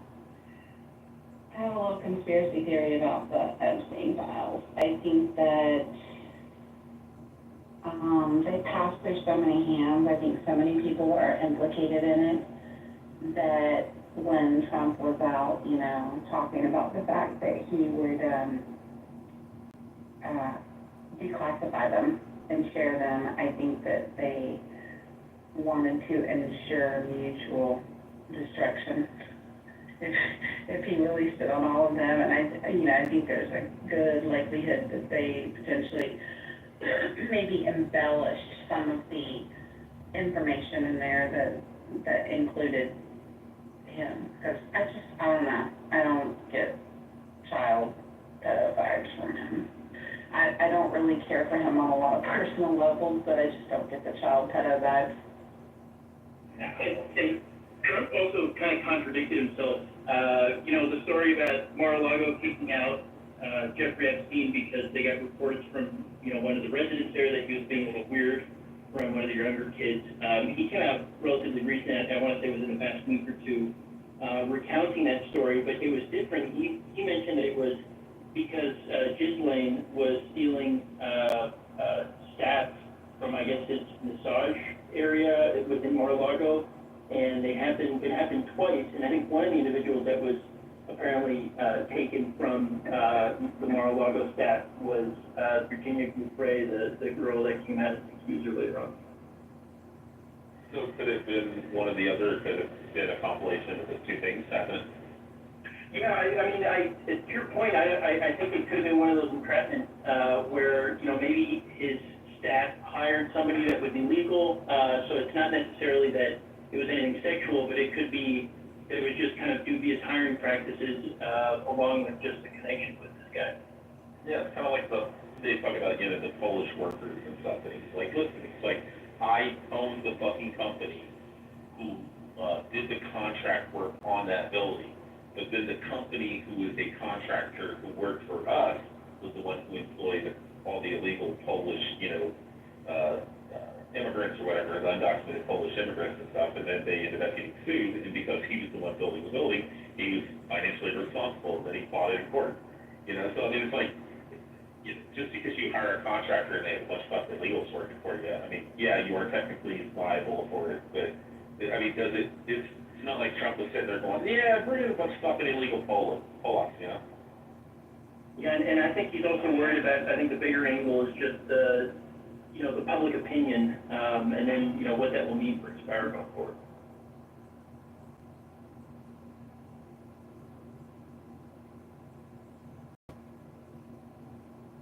I just think if there's actually something about Trump, why didn't they release it when he was running for president? Why would they hold it back until now? Like, it's gonna make a difference. Why take him to court, put all these charges against him for something completely different if you guys had beef on Trump? Oh, Harry, when you first started talking, you sound like Marshall there. I don't see Marshall. Hell no, bro. Like, oh, Harry. You did it. I'm not right now. You initially started, yeah, I know, you're not a fucking GW fan, like you and I. But, yeah, I initially thought it was fucking Marshall. So I do think, Harry, that you're right, that if they had the smoking gun, they would have released it. I mean, these are the same people that tried to get him thrown in jail, thrown off the ballot, tried to kill him. Of course, if they had this smoking gun, they would have released it. That being said, Trump being uncomfortable releasing it means that one of two things. Either there's some association that he's uncomfortable with sharing, probably not, enough to hang himself, or there's friends that he wants to protect, right? He's either protecting himself or protecting others, and by the way, I don't think there's going to be enough to prosecute anybody. The burden of proof of what you would need to prosecute powerful people like that it would be crazy. And I just don't think any of these people would ever go to jail. And that's the thing that we should change, is that politicians should not be above the law, especially when it comes to this kind of shit. Yeah, I would say that the likelihood was something that Trump looked at the list, and he's like, yeah, we're gonna hang these motherfuckers off the drive, like, this person, oh shit.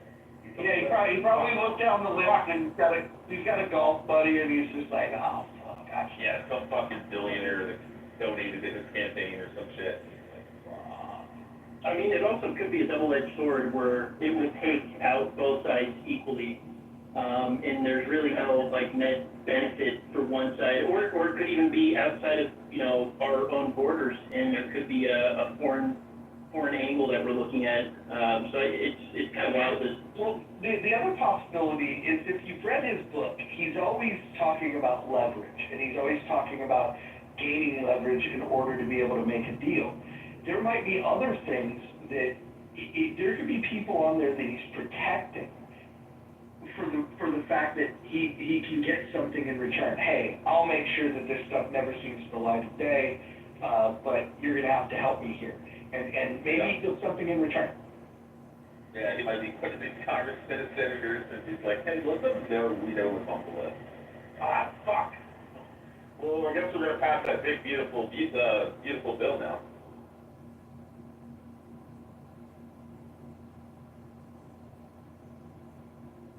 All we know is that they're part of the royal family was on that list or had ties to the island. Like you said earlier, Bill Clinton, other high-ranking people as well. People in Congress and Senate that, like you said, probably doesn't want to hang him out to dry.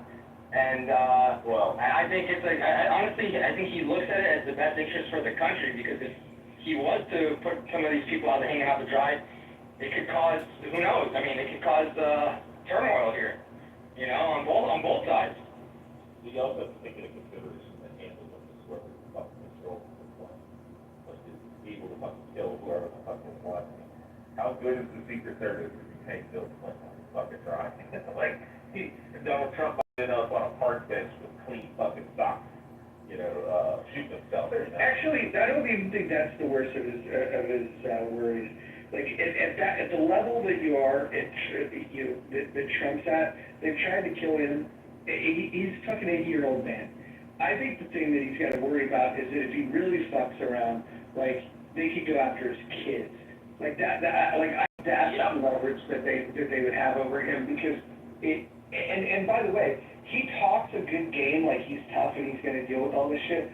We will find out how tough he is when we figure out what he's going to do dealing with Putin. The put up or shut up moment for Trump in all of his presidency is going to be the way that he deals with Putin. And it might not be pleasing to everybody, including me, but if he fucking bends over for Putin, that will be his legacy. He's got an opportunity to look him in the eye and do some real fucking American shit. And I'm hoping he does. But Daniel, thanks for coming up. You disagreed with some things in the chat. Wanted to hear from what you guys think. Hey, it's pretty often that when I come into your rooms, I'll be in opposition or get booted or whatever. I appreciate the opportunity to say. Wait, hold on. Who would boot you? Occasionally in this room, I've not been walking. So anyway, it's okay. We're here as the president. I guess the question. You're in the mob. Everybody's welcome in the mob. Thank you, man. I want to ask you, what would constitute him standing up to him in a way that you would consider satisfactory? If you say that. I think he needs to make the American position clear of what the expectation is, and he needs to ask, what will it take? Where's the off-ramp? Act. Stop. He needs to determine where the off-ramp is for Putin. This thing can't continue forever, and Putin has to go home and have a victory at home. He's got to be able to have a parade and say, look what I did, I'm so great. And I don't know what that looks like. If it means taking all of Ukraine, that's not an acceptable thing.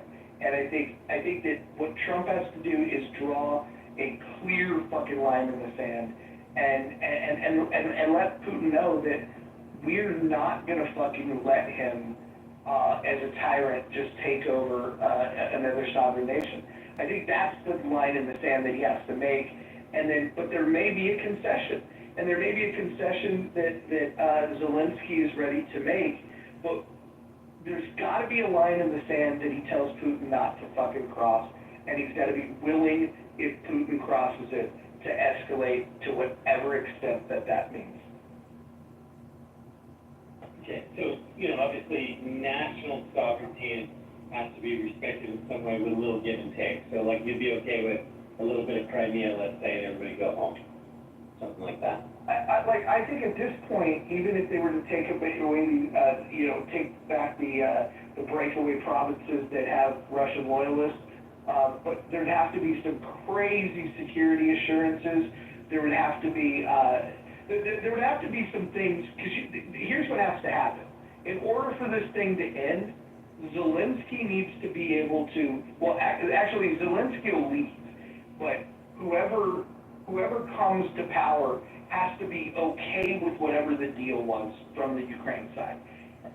Putin has to be able to go home and not have people say, wait a minute, you killed all these Russian soldiers and this is all you got. So everyone's got to get their fucking, be able to save face. Like the Japanese are famous for this, right? They could surrender, but they had to save face. And so they got to, what Trump needs to do is figure out what does that look like, where Zelensky looked like he put up a good fight and, wow, Ukrainians should be proud for, we stood up to the Russians.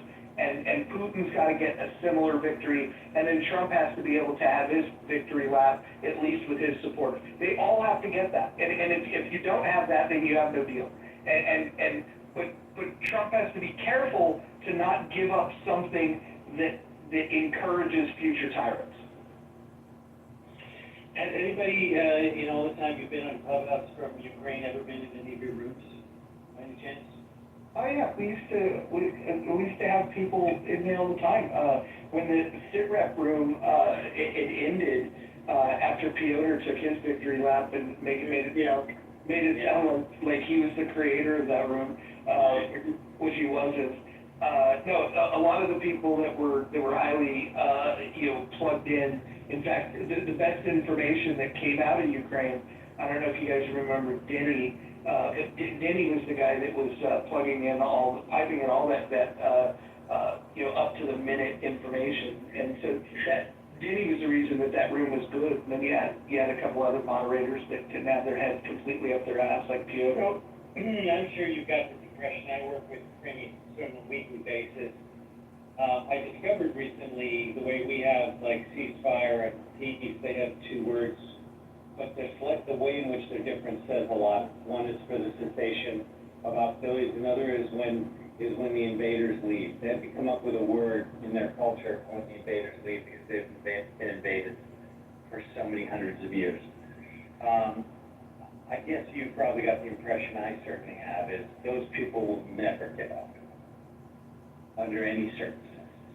No, you would have to completely take away their ability to fight. Yeah, I just don't see it in any circumstance at all that happening, so much so that there's massive set of climate funding that the European Union set aside, and they moved almost, but not all of it, almost all of it to Ukraine, to defend Ukraine when the United States slowed down. There is so much steel will out there that I don't think is being quite fully appreciated. Let me put it that way. I don't call it reported, but fully appreciated. I definitely think in a minute Zelensky would leave if he thought there was going to be a way to secure peace. I don't have a shred of doubt about it. I talk to people who talk to him frequently. The thing more, though, that I'm stricken by is when I've met people from there is this core of, they are going to fight to the last person to keep their land. I think they would compromise on Crimea at this point, though, if they had to, which would be very painful for them, but I think they would.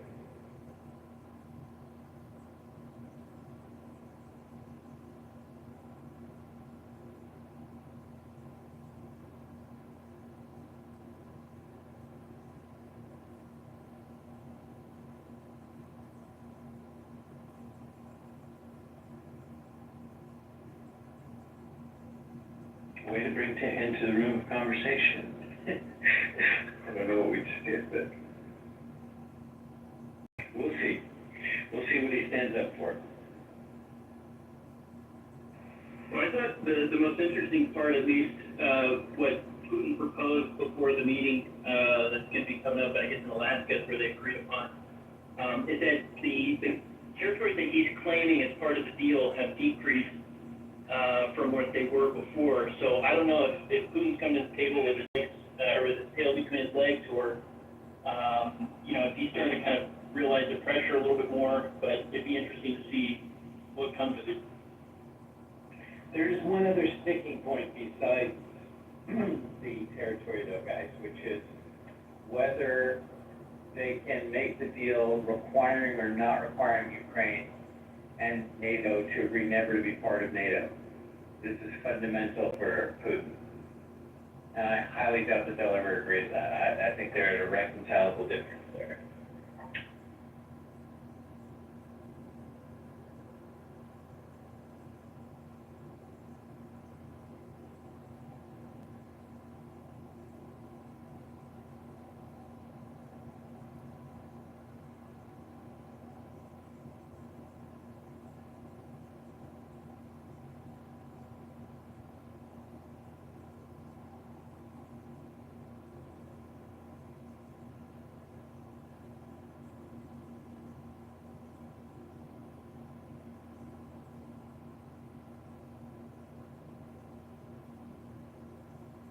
Sorry for my silence, I was creating a poll so we could, get our thoughts out there.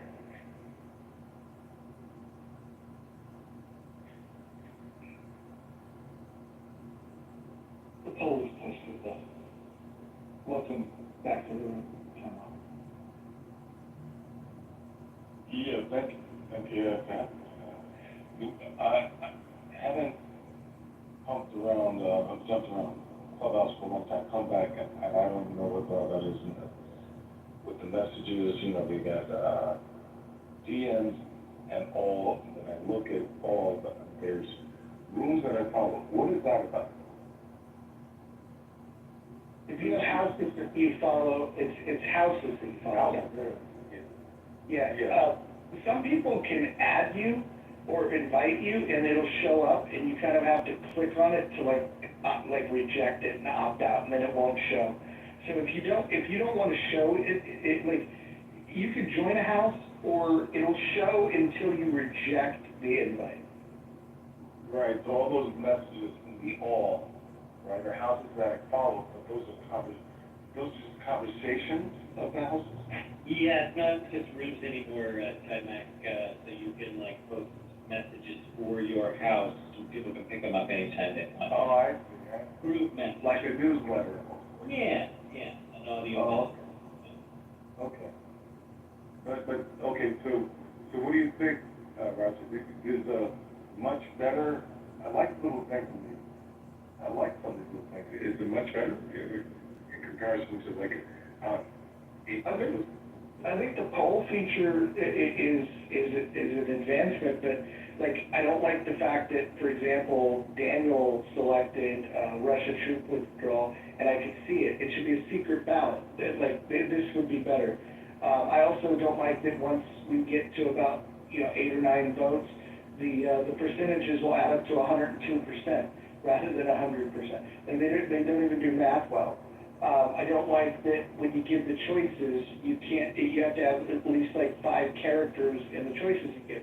So you can't even set up a simple yes/no poll. I also don't like that when you respond to the poll, the poll response will sit on your profile. I think there's a lot of people that would be responding to this, especially questions like, hey, what's your favorite sexual position? I think once people know that that's going to be on their profile, and for who knows how long, I think there's just a few tweaks that they need to make.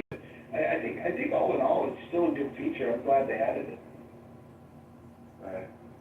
Everybody's brain stops at sexual. Everybody's thinking about the wall.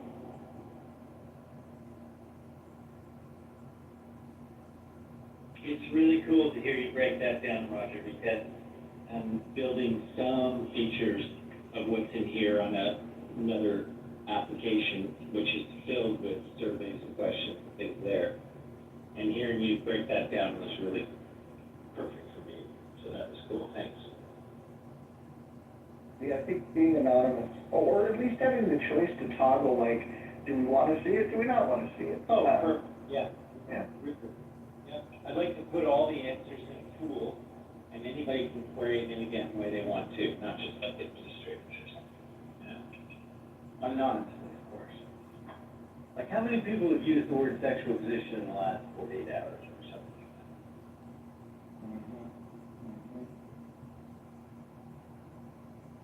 It's been used in this room quite a bit in the last 48 hours. There you go. I don't need the artificial intelligence when I have Roger. T-shirt.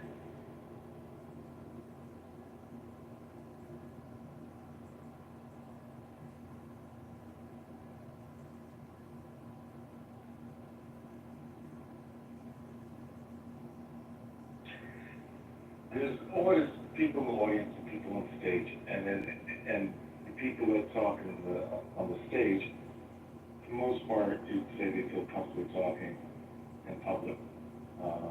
Do you think the people in the goo or in the audience are shy, or do you think they're just, what do you think? Well, it depends on who we're talking about. Like Jimmy, for example, he's not shy. He's actually, I disagree with him on a few things, but he's like a smart guy and not shy at all. And if he were awake or the conversation grabbed him, he would be in this for sure. Christy, once upon a time, was not a chat warrior. Christy would get on stages, and I think Christy is one of the folks that, and I don't want to put words in her mouth, but I'm guessing that if she were in a room and felt it was, I don't know, felt comfortable enough, she will raise her hand when she has something to say. But one of the powers that Christy has is she doesn't get paid by the word. For some reason, some people think they're getting paid by the word here. And so if Christy's got something to say, she'll add it to the chat. If she really wants to jump in, she'll raise her hand and she'll do that. But I think there's some spaces where, rightfully so, people don't feel safe. And like this room, if we're being 100% honest, sometimes we could get a little obnoxious, and there's a little more leeway for trolls and things like that. And so Christy doesn't suffer fools. She doesn't put herself in a situation where somebody might be rude to her. Like, why not stay in the chat so she doesn't have to deal with that kind of crap. So, but I think if she felt super safe and it was a small room and there was a topic that she wanted to add to, like I've heard her add, and she's brilliant, by the way. She's one of the more well-read people that I've seen on this app. So. Maybe you should do a poll, real quick, maybe you should do a poll when the room's larger, more people audience, and, say, what would make you come on stage? I'm a bit more like the person, sometimes I'm in the room just to listen. I think there might be 50% are like that, and they're just not in the mood to go up on stage. And if they wanted to, they could. But then I think there's 50% people that just are, don't want to get into any conflict and this kind of thing. So it'd be interesting when you have a big room to do a poll about that. That's a good idea. Maybe we'll do some fun polls on Monday when we bring back the rational discussion group, which starts at 2 p.m. Pacific time, 5 p.m. Eastern. So why would Ukraine give up territory is the question, so we just asked. So, Tim, I've been producing performers for a long time. Time off, it's okay, it's time off. Yeah. Ah, thank you, sorry for that. You should ask. We should. Yeah. You're right, I should. Thank you for the reminder. Say it one more time, please. Time off. Don't say it wrong again, all right, buddy? Just kidding. Dude, I get your line in the sand. Your identity's intact. So, I've been producing performers for a long time, and I've noticed something on Clubhouse through the whole history of Clubhouse. There are really remarkable examples of people who never found any stage that they could be on, but they could be on Clubhouse, and now in real life they can't. That's happened a lot. There's something about the audio-only thing that creates, for some people, this amazing sense of safety. And, we all have our stories of people who've done, amazing things through the relationships they've made on this app. And I think there's certain kind of safety, intimacy, something, familiarity, some weird thing I don't really know how to describe, just noticing it.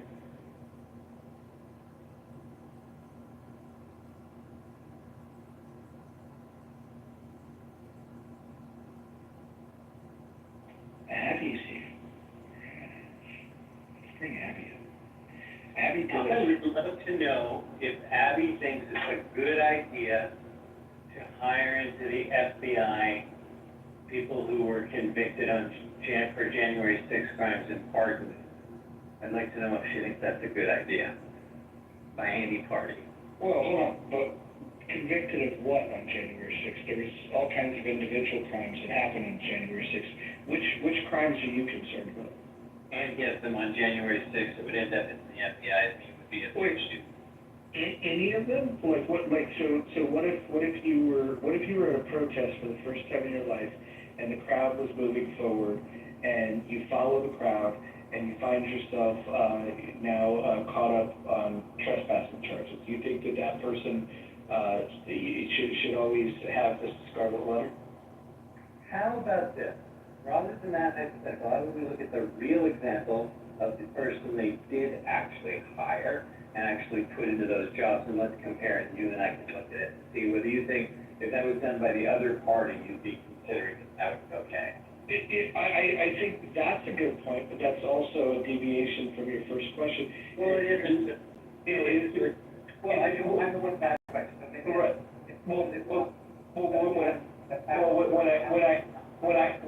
When I asked you, when I qualified it for any of the things, when I asked you about all of the people, and you said it didn't matter what they did, and That's the whole yeah. thing. There's some people that were arrested for January 6th that weren't even fucking there. Okay. Hey, if anybody wasn't there, if there's anybody in that category, I'd totally give it to you, it'd be fine, but I don't think we're gonna find that that's the case, so I'll go dig it up. Wait, you don't know that to be true? Oh, no, I definitely know, I'm just getting to the actual reference, hold up. Make sure the reference is from an unbiased source when you get the reference. Make sure the news outlet is not a biased news outlet. Sure, I'm gonna make sure I get it from more than one, actually, which is. Yeah, but more than one, as long as you're not getting it from, start with MSNBC, just don't go there. Try to get one from an unbiased source. Sure. So, here's the issue. I have January 6th. I have no problem with arresting and charging people for committing crimes. If somebody commits a crime, arrest them. Take them into court. I do think that they more heavily prosecuted it because they catastrophized the idea that it was a quote-unquote insurrection. I think that anyone that uses that term is not a serious person, period, point blank, period. They're exaggerating the point. And I will say this, as someone that thinks that, that the government could use some rebuke from time to time from the people, should we ever get an insurrection, I hope it does not look like that. I would hope that if there was an insurrection, that it wouldn't just be a guided tour. I would hope that, that there would be some intentionality behind it, rather than just what we saw. I think if that was an insurrection, then we were the worst, insurrection. We've fallen off since 1776, I'll put it that way. Oh, hey, Abby, are you there? Yeah. Hey, on the UCLA, stuff that I was. Don't change the subject, Jesus Christ. I'm not, just trying to get clarification real fast, and we can go right back. On the UCLA thing that they're pushing, on the, just real quick. The UCLA thing where they're trying to push for. Right through it. So the UCLA's, We're not talking about this, Rich. Okay, You jump in the room, there's a conversation I going think on. Abby was there, I got all excited. I was like, yeah. No, that's fine, I got excited when you came in the room too, but now we have a topic, we're talking about January 6th, stay on topic. Oh, I thought it was about Ukraine, Russia, sorry.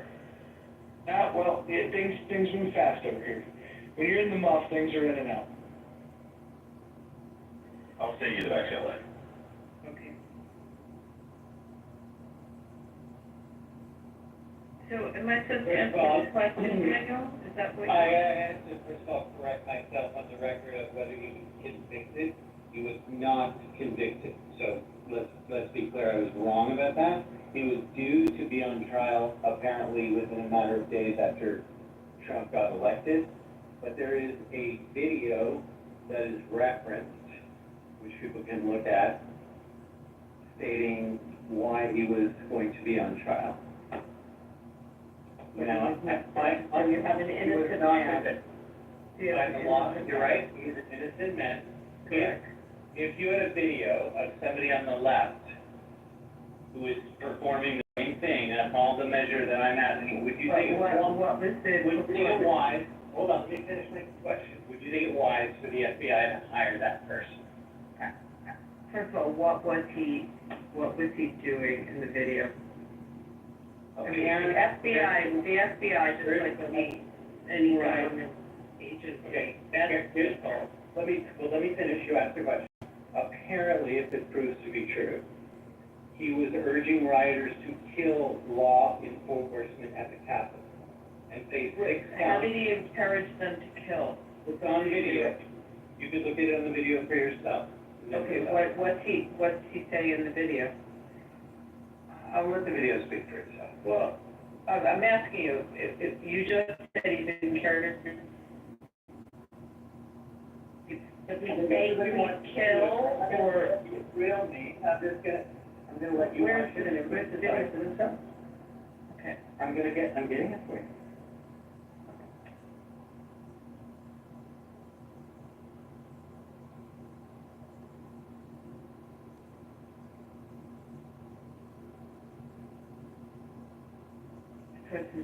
Person hasn't been convicted of anything. No, he is innocent in the eyes of the law, there's no doubt about that. I'm just not sure that you'd want somebody to put this on their resume, this video. I just put it in the chat. I don't know, we got a shit ton of people that the Biden administration hired that have like videos of some pretty outrageous protest moments. You also have a guy that's about to be elected as the fucking mayor of New York saying and doing some pretty outrageous things. Like really hateful, outrageous things, and he's gonna end up as the next mayor in New York. So, pretty vulnerable to the population. I do, and I think one of the things you're referring to is by vote, and one is people you're hiring. That was my question, is it a good idea, when you see that video, when you see that video, should that person be hired by the FBI? That's my question.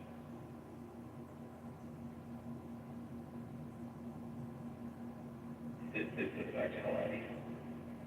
There's videos in the back channel I'm supposed to look at? Oh, no, it's my question. But you go, yeah, sorry. Hey, I got a question, for Daniel. Daniel, what do you think of, charging somebody, let's see, seditious conspiracy to obstruct an official proceeding, obstruction of an official proceeding, conspiracy to prevent an officer from discharging duties, destruction of government property, to charge somebody, to convict them, and to sentence them to 22 years, despite the fact that the person was not even in D.C. that day. That'd be a gross injustice if that was true. It is true. I will post it. Okay. Thank you. I play by the facts, Roger. You've heard me for a number of years. Yeah, the reason why this guy was caught up in so much trouble was because it was the leader of the Proud Boys.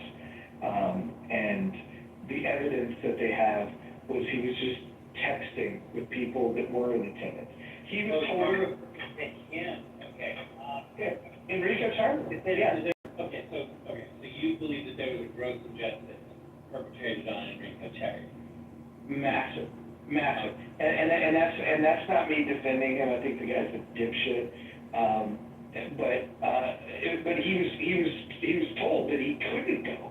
And he abided by that.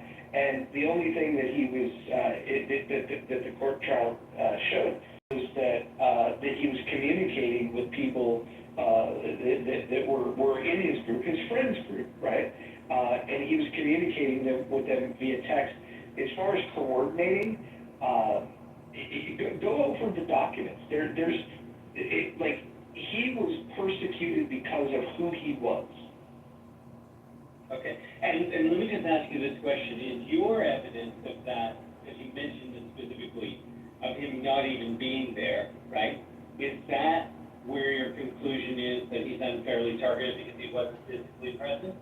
Well, you can commit crimes when you're not physically present. The problem is the case itself.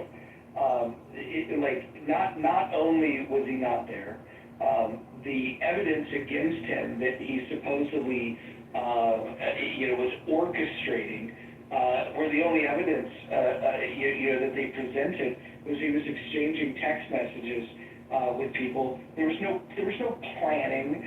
There's no evidence of that. And then by the way, when they convicted him, because again, I think that he was unfairly treated. They sentenced him to 22 years. Go look at the case. Go look at the facts of the case, and tell me if any human being should spend 22 years in prison for the facts of that case. Oh, I can imagine there being a whole bunch of lawyers who want to argue that for you, yeah, that he would deserve to be in that based on the evidence. And for you to say that there isn't any evidence, I mean, there were 12 jurors there clearly decided that there was, right, by the law. Like, when we say, oh, the guy I presented with the video is actually innocent under the law, he is innocent under the law. I was wrong. But in the case of Enrique Terrio, he was charged, he was prosecuted, and found guilty. That's a fact.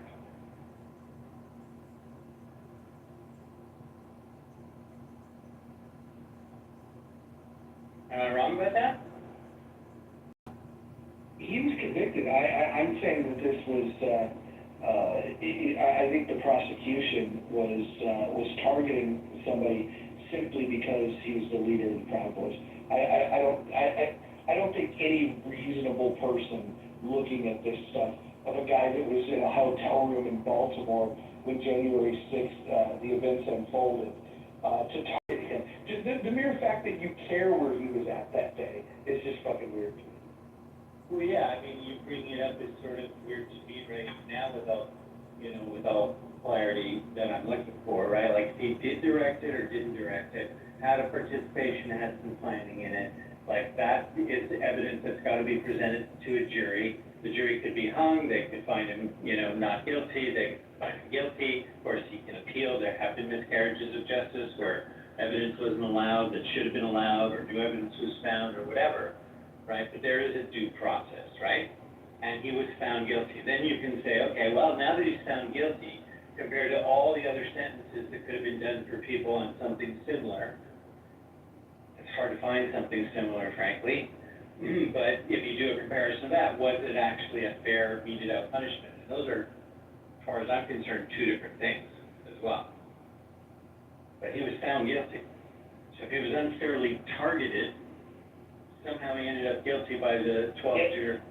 So the telegram exchange that they have, he was talking to them about preparing for the event, warning them that there would be an FBI presence there, telling people to be careful, telling people what gear they should and shouldn't wear. And he was just advising, the same way that I would advise friends if they were going to go to a protest, to be careful to protect yourself. And they weaponize these words. If you read the transcripts themselves, you could make the argument that it's possible that there was a conspiracy, but there's no evidence of it. The words themselves are very fucking cryptic. It's just like, be careful, and then once they got into the building, he was cheering them on and saying, congratulations. That's not a conspiracy. The only thing he did was advise people that were going to an event that he was not allowed to attend, to be careful. And then once they got in the building, he thought that was cool and radical. Now, again, you could say that him cheering it on is distasteful, but I don't see the conspiracy at all. I've never thought of this until having this conversation with you tonight, when you talk about the justice system, when people do being weaponized and targeting and so on. And it's absolutely true for the prosecution thing. But I haven't seen any evidence of being able to weaponize the jury system.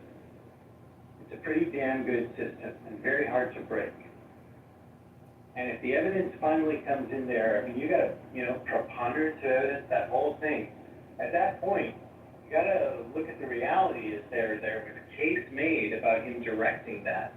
That's where the default starts, to prove that they got false evidence at the trial, or stuff wasn't included, or something of that nature. But I get the targeting in the first place. You want to make a case targeting. Yeah, but Daniel, how would you find an untainted jury for something on January 6th, for the leader of the Proud Boys? How do you find people in D.C. that are not familiar with January 6th coverage? No doubt. I'm really respecting your question that is a challenge. It has been a challenge in all cases that have transcended the ordinary, and that challenge has to be dealt with. And there are remedies to actually move something to places. That's not what took place here. Clearly, so far, the justice system is expressing itself as having been able, in this case, to render justice. The targeting is one.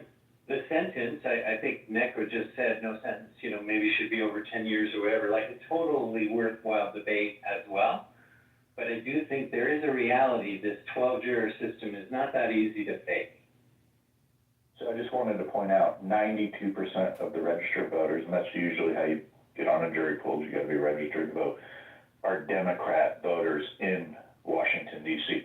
So the jury pool literally is made up of 92% Democrats. That's why it should have been moved to a venue for a fair chance for Enrique. However, Daniel, it wasn't honored when they requested that due to the judge keeping it there. That's a very fair argument. It really is, Joe.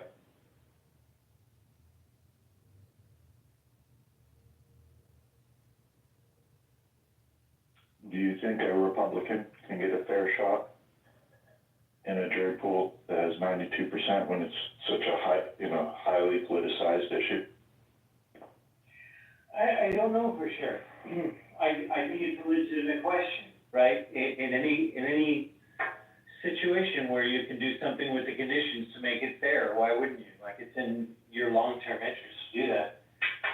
It's the one thing, take a broken system and build it. You don't tear it down more.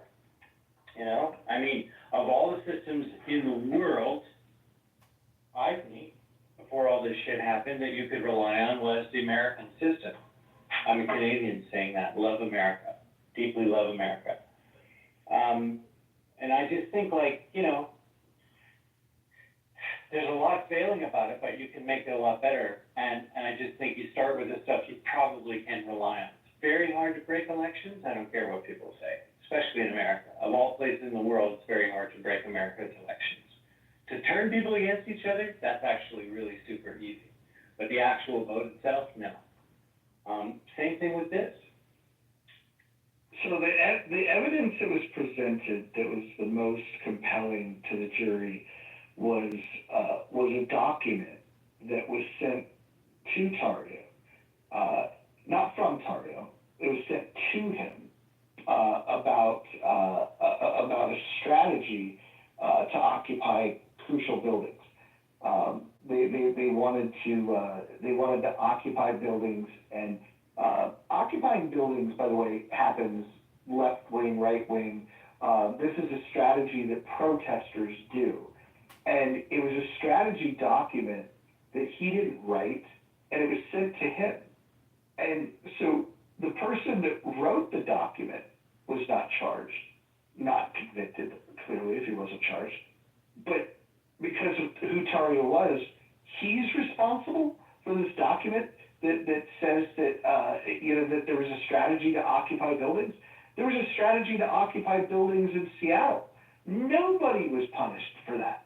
There's been strategies to occupy buildings in the 1960s in California, the Black Panthers, right? Like the idea that there was a strategy to occupy these buildings, and he wasn't the one that strategized it. He was just sent the document talking about the strategy. Why wouldn't they go after, if they're interested in the conspiracy, why wouldn't they go after the people that created the strategy guide?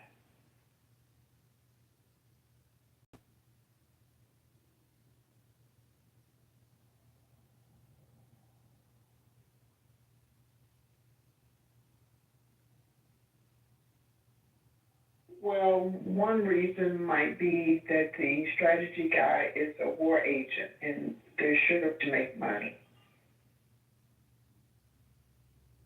off of wars and chaos.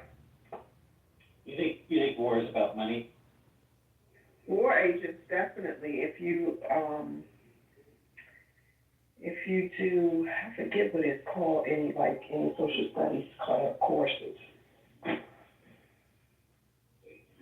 In college level. Hold on. Daniel, are you under the impression that wars can't be profitable? No, I'm not under that impression. I'm under the impression of what the statistics tell me, that no more than 5% of our entire world economy is based on anything to do with military, including tertiary effects. But my family made great money off of wars, and a lot of people in the Donbass region tried out democracy and lost limbs. Just saying. And then they asked me, why do I even bother to pay taxes? Most people outside of the country feel sorry for Black people. And I was like, well, we're compelled to do it, so whatever. As Abraham Lincoln would say, small price to pay for freedom.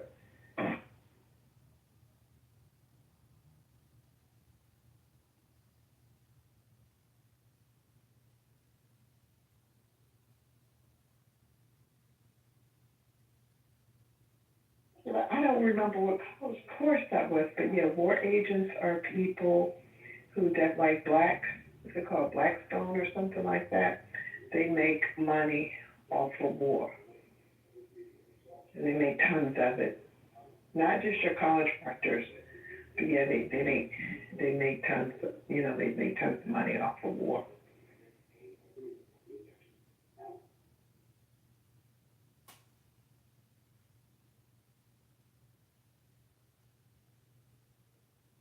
I love that the title of the room and the topic are not in alignment. We should fix one of this. Nick wants to know what you think about birthright citizenship. More specifically, how you think it will play out in the Supreme Court? I think the Constitution's pretty clear in what it says. If they rule in a way that clearly contradicts the Constitution, I think that they're going to give a lot of ammunition to Democrats to win the election. And the election in 2028, well, actually the midterm and the election in 2028 will become so important. And the presidential election in 2028 will almost exclusively be about appointing Supreme Court justices. That's not uncommon for that to be an important issue, but I think if they go against the Constitution here, I think that the independents will come back and crush the Republicans in 2028. See, first of all, the Senate cannot vote on anything that's not constitutional. And it says already There's no absolute right to enter the country. And for that reason, I don't even do a lot of traveling in and out. You're missing the point, Connie, you're speaking completely past the point. The point is that if you're born in the United States, you're a citizen.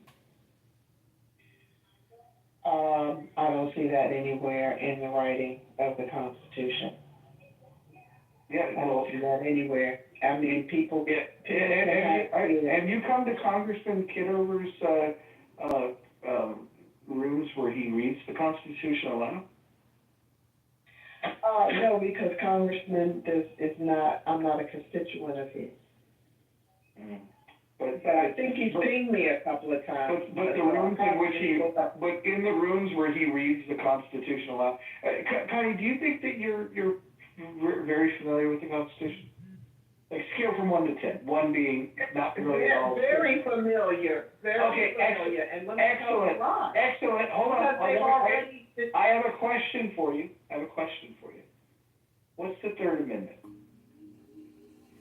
I don't know right now. I'm not looking at it right now. So this is what I mean by people claiming to be constitutional scholars. Just because I don't fight it doesn't mean I don't understand it. Yeah, well, listen, if you don't know the Third Amendment, you probably shouldn't say that you're well informed on the Constitution. I'm just saying. Bottom line, I'm just saying bottom line that 2 for 2, he's the last person to vote was the U.S. Supreme Court. If you do not go through the rigmarole for citizenship just because you're born here, you do not have citizenship. Now, he's going to reaffirm and solidify it with the U.S. Senate.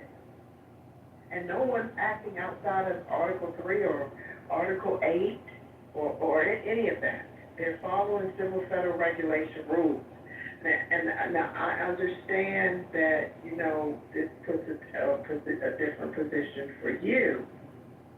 But the bottom line is that you, just because you have a child here, it doesn't mean, just like someone told me that with my kid. I was like, well, wait a minute, all this military background we have and the sacrifices we made, and I had to go through rigmarole, and then I got a Social Security card the same day and left.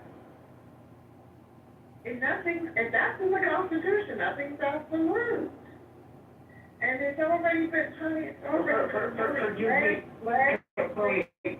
Tony, now, hold on, listen. Forgive me for saying this. Actually, I make no apologies for saying this. But you've already proven that you don't know much about the Constitution, so I'm not going to take your thoughts on it seriously. Not my thought, it's an act of Congress. Now they're waiting for a Senate. You had the last vote with the U.S. Supreme Court, and they don't automatically. If you have a child with a person that is not a citizen, and you better talk with your immigration lawyers of those who are naturalized as well. It does not mean anything. I'm just telling you that Trump is double checking his power. Well, hold on, Cody, hold on. Listen. I wanted to ask you a question. Can you give me, in regards to the 14th Amendment, can you give me the 2 exceptions in which a child born in the U.S. Is not guaranteed citizenship? Can you give me the 2 exceptions? There is no exception because that was written for there are. Hey, Tony, listen. Tony, listen. You're not. I wanted to have a conversation with you, but you're not even on planet Earth. I'm asking you a question, and you're just saying words. You're not familiar with the Constitution. I asked you a basic question, what's the Third Amendment? You didn't know what that was. And then when I asked you about the issue that pertains to this, I asked you about the 14th Amendment. I asked you what the exceptions would be, and you didn't know what those were. In fact, you said that there are no exceptions. You don't know what the fuck you're talking about, and I think it's high time that Clubhouse starts calling people out when they're saying shit that they don't, like, look, if you don't know this topic, just shut the fuck up. There's no crime in learning. You know what you could have done? You could have said, you know what, I don't know the answer to this. Maybe I'll go Google it, maybe I'll read a book. Can you point me to a reference where I can learn about this? There's so many things. I don't give a fuck. At this point, it's the mere fact. I'm gonna block that dumb bitch. That's what I'm gonna do. Listen, I just can't deal with it anymore. People are so fucking stupid. Like, all you have to do, if you're asked a question that you don't know the answer to, there is no fucking shame in saying, I don't know. Maybe there's another idea from the poll where I'm thinking, if you come up here and ask me a question. Yeah, I mean, literally, I asked her the same question about, and like, she went on to the same thing about, you know, there are people who are not here, not legally, and like, it's irrelevant. Like, Wait, hold on, Necro, hold on. I want to talk to Christy for a second. Christy says, LMAO, smiley face, yet people wonder why I don't bother getting on stage. Listen, if you're worried that I would go at you like that, then that would mean that you believe that if I asked you a question that you didn't know the answer to, that you would try to just make up an answer. Now, in that case, I would be in the right for pointing out that you don't know what you're talking about. I don't think you would do that. I think you would be wise enough if you were asked a question that you don't know the answer to. You would simply just say, I don't know the answer to that, or I'm not sure of my answer to that.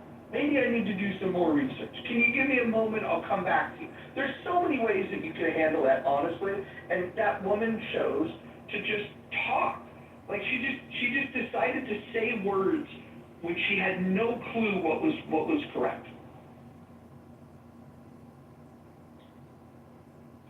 Yeah, people are confronted when you address things in a direct way and get to the truth of things.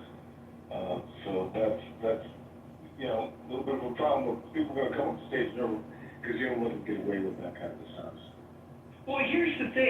I actually think she's a nice woman. I don't think she's a smart woman. And again, that might sound like I'm talking shit.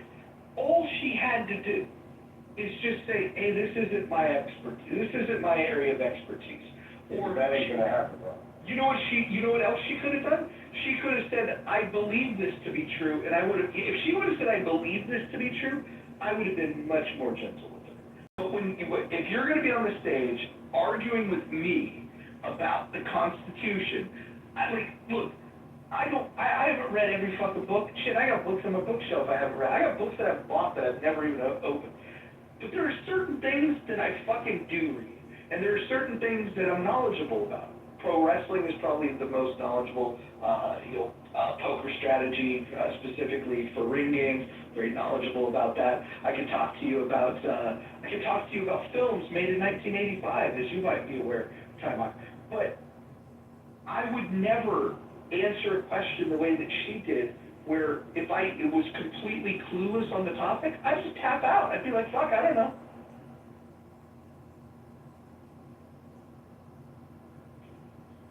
Yeah, well, I think it's interesting on this subject. Abby actually sent me an article about, because believe it or not, I'm actually interested in what's the rationale, because a lot of people who have been critical of birthright citizenship have pointed to the clause of and subject to the jurisdiction thereof, and has suggested saying that illegal aliens are not subject to the jurisdiction thereof, and therefore their children are not. And I know that's the thing that to me is like that, I've wondered essentially what the arguments for that have been. We've moved to the best subject. So Abby, are you still there? You don't confer the right on those who are born based on the on the status of their parents. That's the whole point of the 13th Amendment, right? Well, with exception. So if their parents were, if the child was born to enemy forces that are occupying the U.S. territory, then that would be an exception where you would say, no, of course that those are not citizens. The other example is children of foreign diplomats. If a foreign diplomat is here that's pregnant, they're here in official business, that child is not necessarily, that can be challenged. So, But first of all, also, I think there was a challenge, or there was at some point a challenge on whether McCain could run for president because he wasn't born in America, but he was born under diplomatic status of America from his parents. So that's why. right, but he was born in Panama on a U.S. base, and a U.S. base is considered U.S. territory. So. Yeah, exactly. But it's interesting though, it's like, I think also, what would also be the other, exception to children born would be, born to Native Americans, in their own territory, because technically they have their own laws, and so therefore, don't have the same jurisdiction. I think there's two conversations that could happen around birthright citizenship. There's, what does the law say? And then there's the question of, now that we have this evolving threat, that I would call it that, of people coming across the border in very large numbers, at least they did when Biden was in office, we should always rethink, like, hey, when this was written, what was the logic behind it? What has changed? Should we evolve? And then we have a process for evolving. The process isn't for the Supreme Court justices to change, to interpret it because of these evolved threats. The process would be for the Supreme Court to uphold what the Constitution says and then kick it back to the legislature to say, hey, if you want to change this, we can understand that, but that's something that you'll have to do. And then the legislature can do it. And if you want to amend the Constitution, you need 2/3 of Congress and you need 3/4 of the states to ratify it. That's what I think it would take in order to do it. I do think that there's an argument to be made that we should rethink this idea.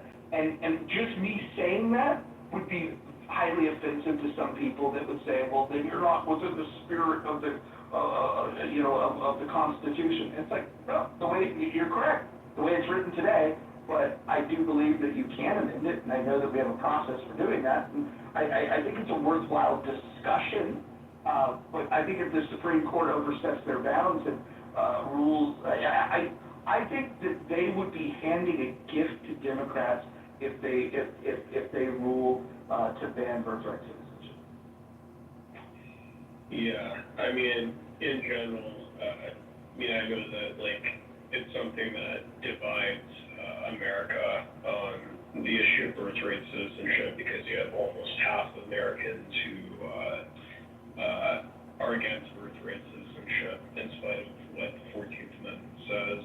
Is that your general idea, or are you like looking at any stats on that or any polling data on that? Yeah, so I can give you some polls that What you believe is that we're basically evenly divided between those 2 points of view.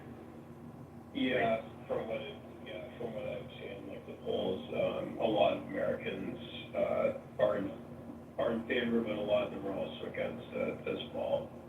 But of course, the Supreme Court has consistently upheld birthright citizenship in spite of. Well, has it ever been challenged before?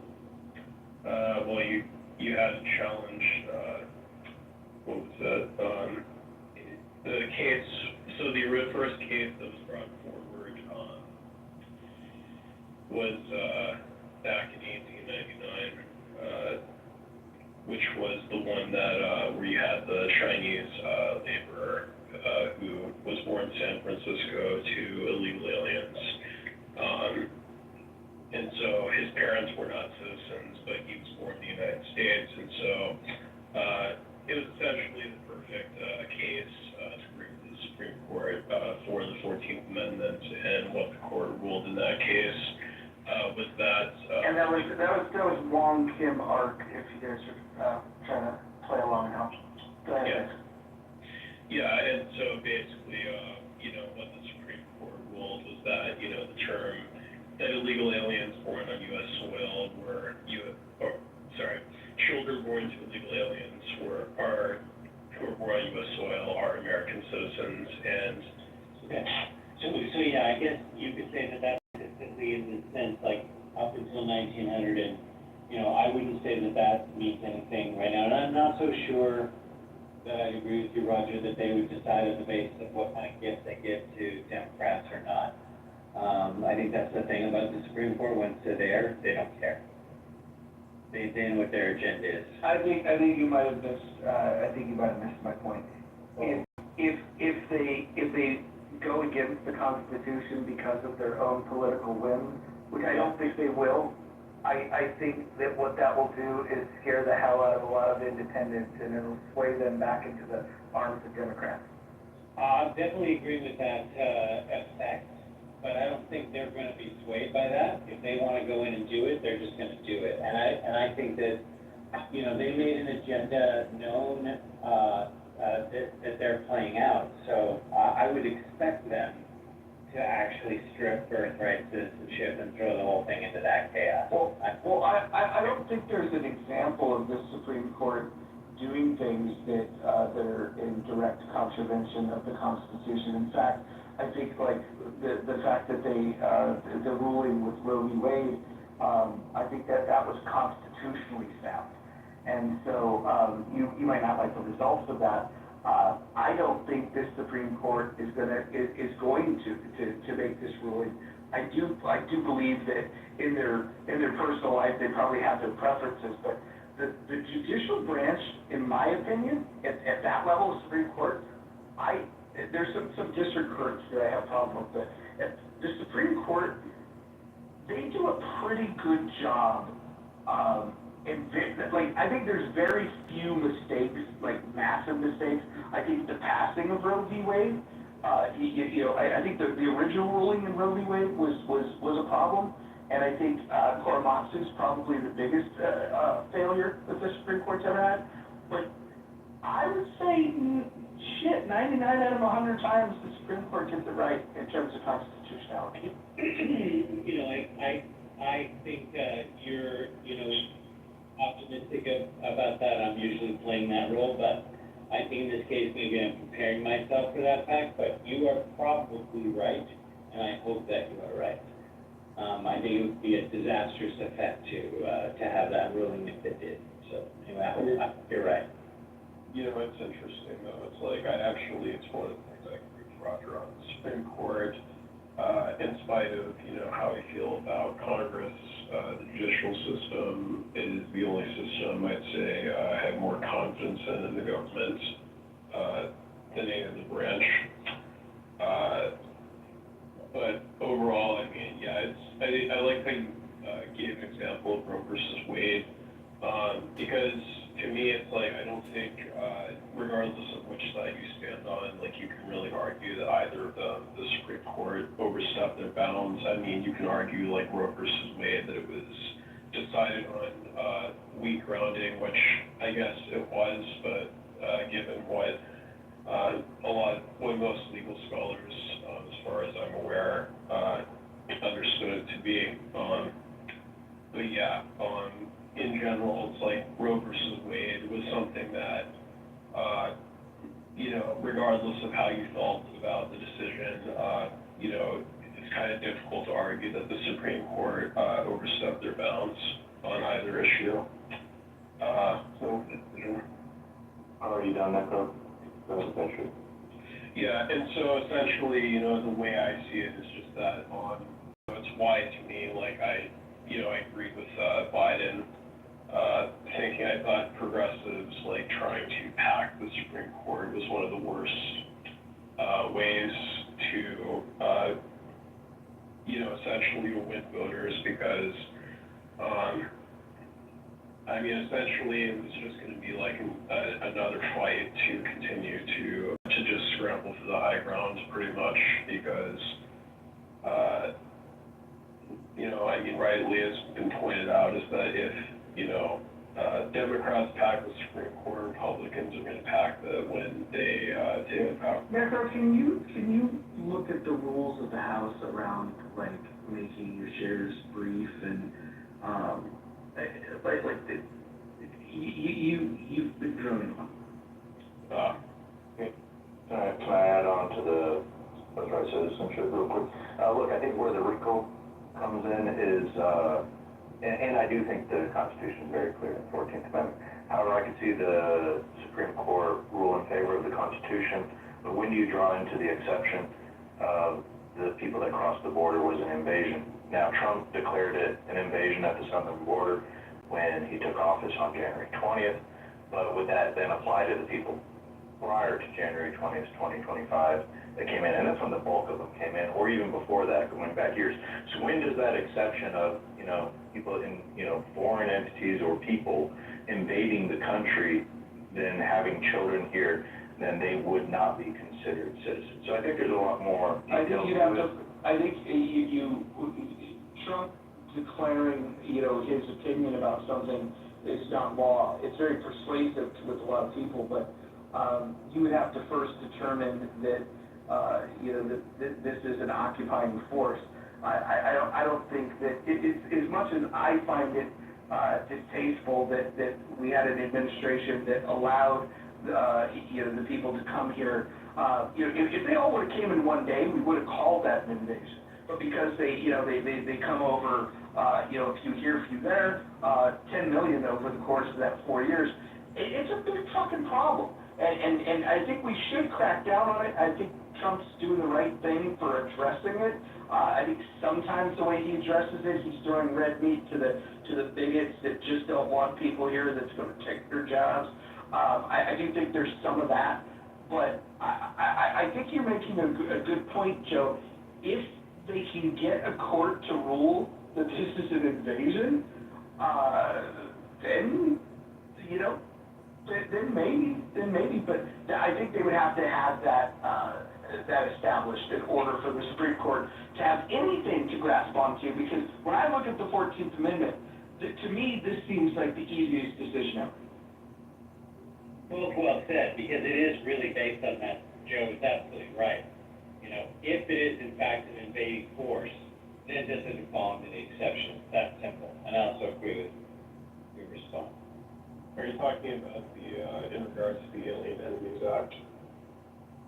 No, we're talking about the 14th Amendment, the exception if the 14th Amendment does not apply to children born of an occupying enemy force. Gotcha.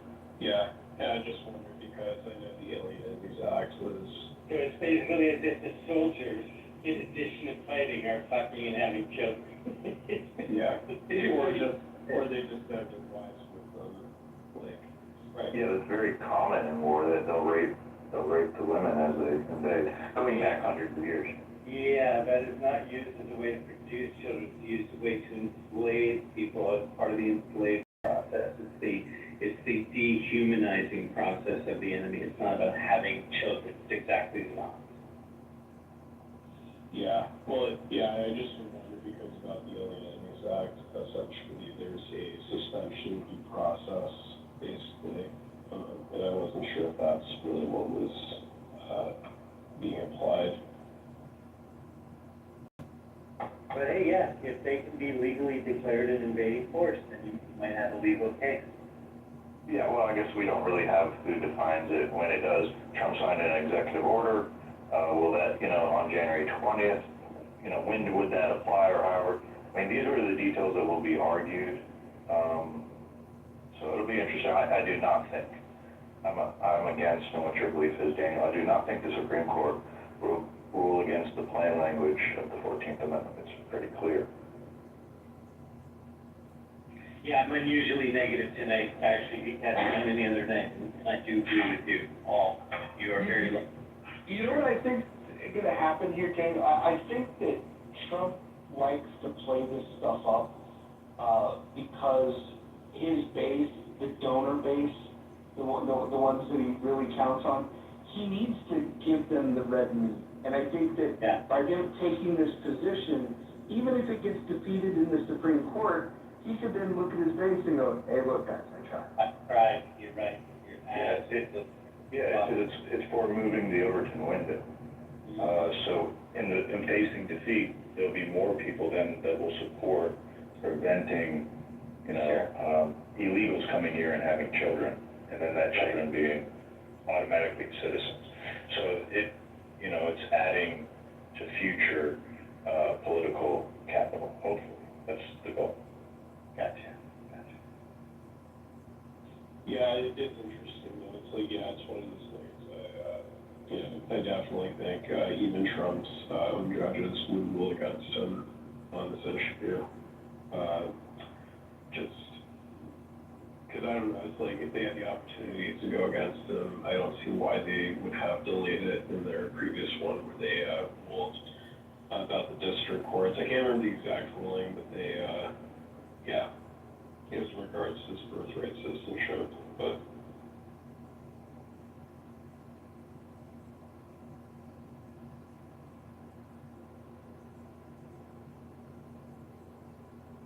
Well, we solved everything then.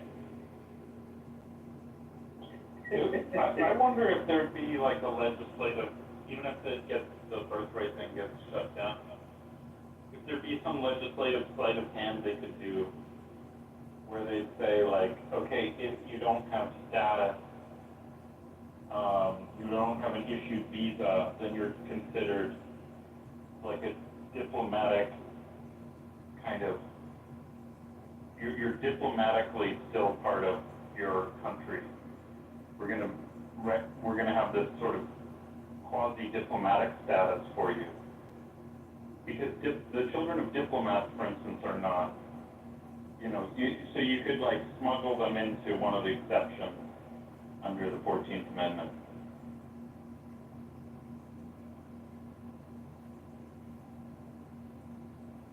What does that mean? Are you The suggesting? point is just legislatively reclassify people so that then they would no longer qualify for Right. Birthright citizenship. Right. So people who are born in America would not be considered citizens and No, if you have status, if you have legal status, like you have a visa issued for your, or obviously if you're a citizen already, then of course your children are citizens. It's for the illegal, you would reclassify illegal people under one of the categories where already under the 14th Amendment, their children so like don't. if somebody had a green card, somebody had a legit green card by what you're saying, so it would be American citizens. Yeah, and furthermore, I mean, I would go further and say one of the conditions of visas, depending on the, basically you should decide, maybe there are people you want here, but you don't want their kids permanently here. You want them temporarily, so then you would say like, okay, it's illegal for you to give, even though you have status as a worker or temporary person in the country, it would be illegal to give, like, you have to report your whatever, pregnancy status, and then once you reach 6 months pregnant, like, you have to leave the country. Sure, I hate to interrupt you, I just wanted to know if you get the irony that if you saw a scene in the movie about 1984 that has a statement you just said, it would look perfectly in sync with that world, right? I don't think so. I think 1984, I think it would be. Immigration was not a theme of 1984. Sure. No, not immigration, but any condition in which some sort of governmental body of any kind, anywhere on the planet friggin' Earth, that people would have to report into about whether they're allowed, while they're in a period of time in a certain place, to have children or not, and have to report that. That is a pretty significant thing you're suggesting. It's not if there's implications to someone's permanent attachment to a country, the permanent obligations that the people of that country have to you or your offspring, you know, then there's a sort of a social contract. It becomes the government business once you become a permanent liability for that government. Liability, so you think a citizen is more of a liability than an asset? It's really, whatever it is, it's both an asset and a liability potentially, but then it's up to that government. It's a responsibility either way. As soon as the person has status, Isn't it good? and especially if a person has lifelong status, then there's an interest that government or that people group, that nation has in that person and in that person's offspring. Sure, and that offspring is also an asset, may be generally. You might see them as, I mean, what are you talking about? I mean, assets, if you're talking about people in terms of assets, this is like slavery type of. No, it's exact opposite, because you talked about them as liabilities, which the state has to take. It could be a liability, the people think it could be a liability. It could be, but the question economically, statistically, mathematically, on which survival in life actually matters in the question that we're asking, do generally people contribute more to an economy than they consume, political or otherwise, or do Well, they? that's a very good point that you raised, Daniel, because some people contribute more than other people, and sometimes you can statistically predict that even pre-conception. Okay, so we at least agree it's an open question, whether on a pro rata basis, do people contribute more than they consume is an open question. If it does turn out that they tend to, on mass scale, be more of a contributory force to an economy than a sucking one out of it. No, we're not talking about averages. If we can, Not averages. determine for a specific if you can make a statistical prediction based on, let's say, demographic details about how educated are their parents, what is the health of the parents, what are the extended family networks of So the parents, certain kinds of people. what are the income levels of the parents, the education, all these things. That will help you predict the factors that the person's going to bring to the economy and also to the social cohesion of the society. Got it, okay. So I just want to see if I'm understanding you, not arguing with you. Is basically what you're saying is, people contribute and consume, but some people contribute more than others. Is that what you're saying? To use your framing, yes. Okay. So what do we do about that? We then set up to figure out who the contributors are, who the consumers are, and keep out the consumers and keep the contributors. Is that basically the best approach for you? I mean, that's very oversimplified, but yeah, generally you're going to have better results for your society long term if you take that basic approach. And you'd agree it's a theory, right? Yeah, let's say that's my theory, yeah. Okay. And probably because human life depends on its standards of living, at least, even if we don't do that dramatic, we ought to test these theories, right? And I would ask. I think we can look at that we have an incredible amount of data to be able to make these inferences already. We have mountains, we have overwhelming data to make these kind of statistically definitive statements. Okay. And it seems those definitive statements for you is get out the people that are the suckers and keep the producers. I mean, this is a policy proposal that, I would probably support, that would then take a political position on it. But yeah, I would rather have people in my nation, and I would rather invite people to produce new citizens for my nation who are going to benefit me and my children and my grandchildren long term, yes. Okay. So you got two ways to accomplish what you're talking about. You're either going to find the ones that are the ones to keep and the ones to be gotten rid of or whatever way you can do that, or you can actually change the conditions that actually produce those results in the first place. which is actually. You're right, what yeah, you have two mechanisms Yeah. there, yeah, sure. You do, and as a guy who look at my profile, I spend most of my work in the world of change. I can tell you that we are far more capable of changing conditions very rapidly than we are changing people. And especially thinking of who the good guys and the bad guys are, even though we all grew up with the good guys and the bad guys. And every movie we ever saw was about it. I'm just saying. I think changing people is that's the most effective thing long-term. Good luck if you can do it. Well, I mean, it can be done, yeah. Okay. It's the people who just give up. It's like we saw the last administration that, oh, let's just open the border. Oh, there's nothing we can do. Or they're like, it's not happening. Oh, it's happening, but it's a good thing. Oh, well, yeah, it happened, but now there's nothing you can do about it. Like, that's kind of the vibe I'm getting from you. Just, What? oh, well, now it's up to us to me? just, From yeah, me, there's Jim? nothing we can do except now just make it as I good as look to possible you like for a nothing we can. for all these new people that have come in. I don't know anybody in the real life or on this app would ever look at me as a guy who goes, hey, there's nothing we can do. Exactly the opposite. I'm all about getting shit done. So that would be really weird somehow that came across to you. I'm simply saying that the way that I've found effectively to make more rapid change is not to try to change people, but to change conditions that people can exercise choice in that allows them to get more done, because then I can just trust them to get done what they need to get done and not try to change them.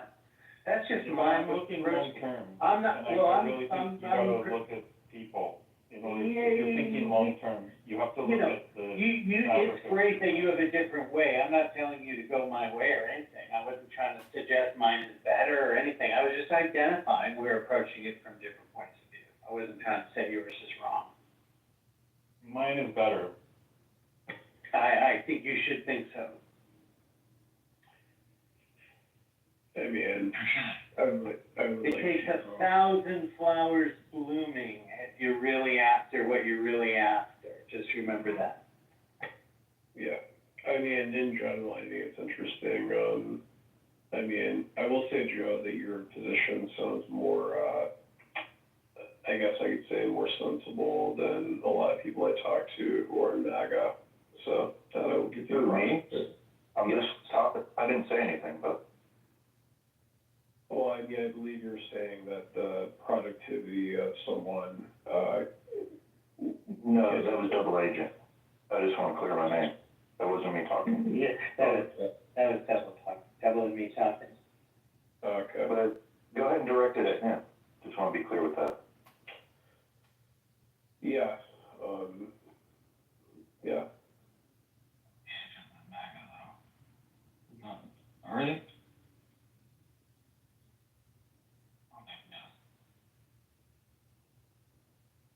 Yeah, excuse me if I'm trying to do two things at once, so I apologize. I don't want to steal double agent's glory for making a good point.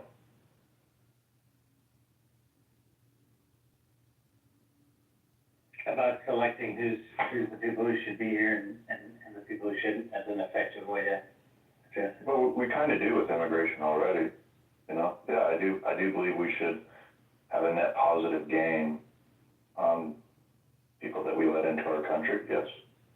I mean, I guess really my question to you, Daniel, is like, does any country, I mean, that has sovereignty, don't they have an election about who comes into their country? Oh, yeah, no question about it.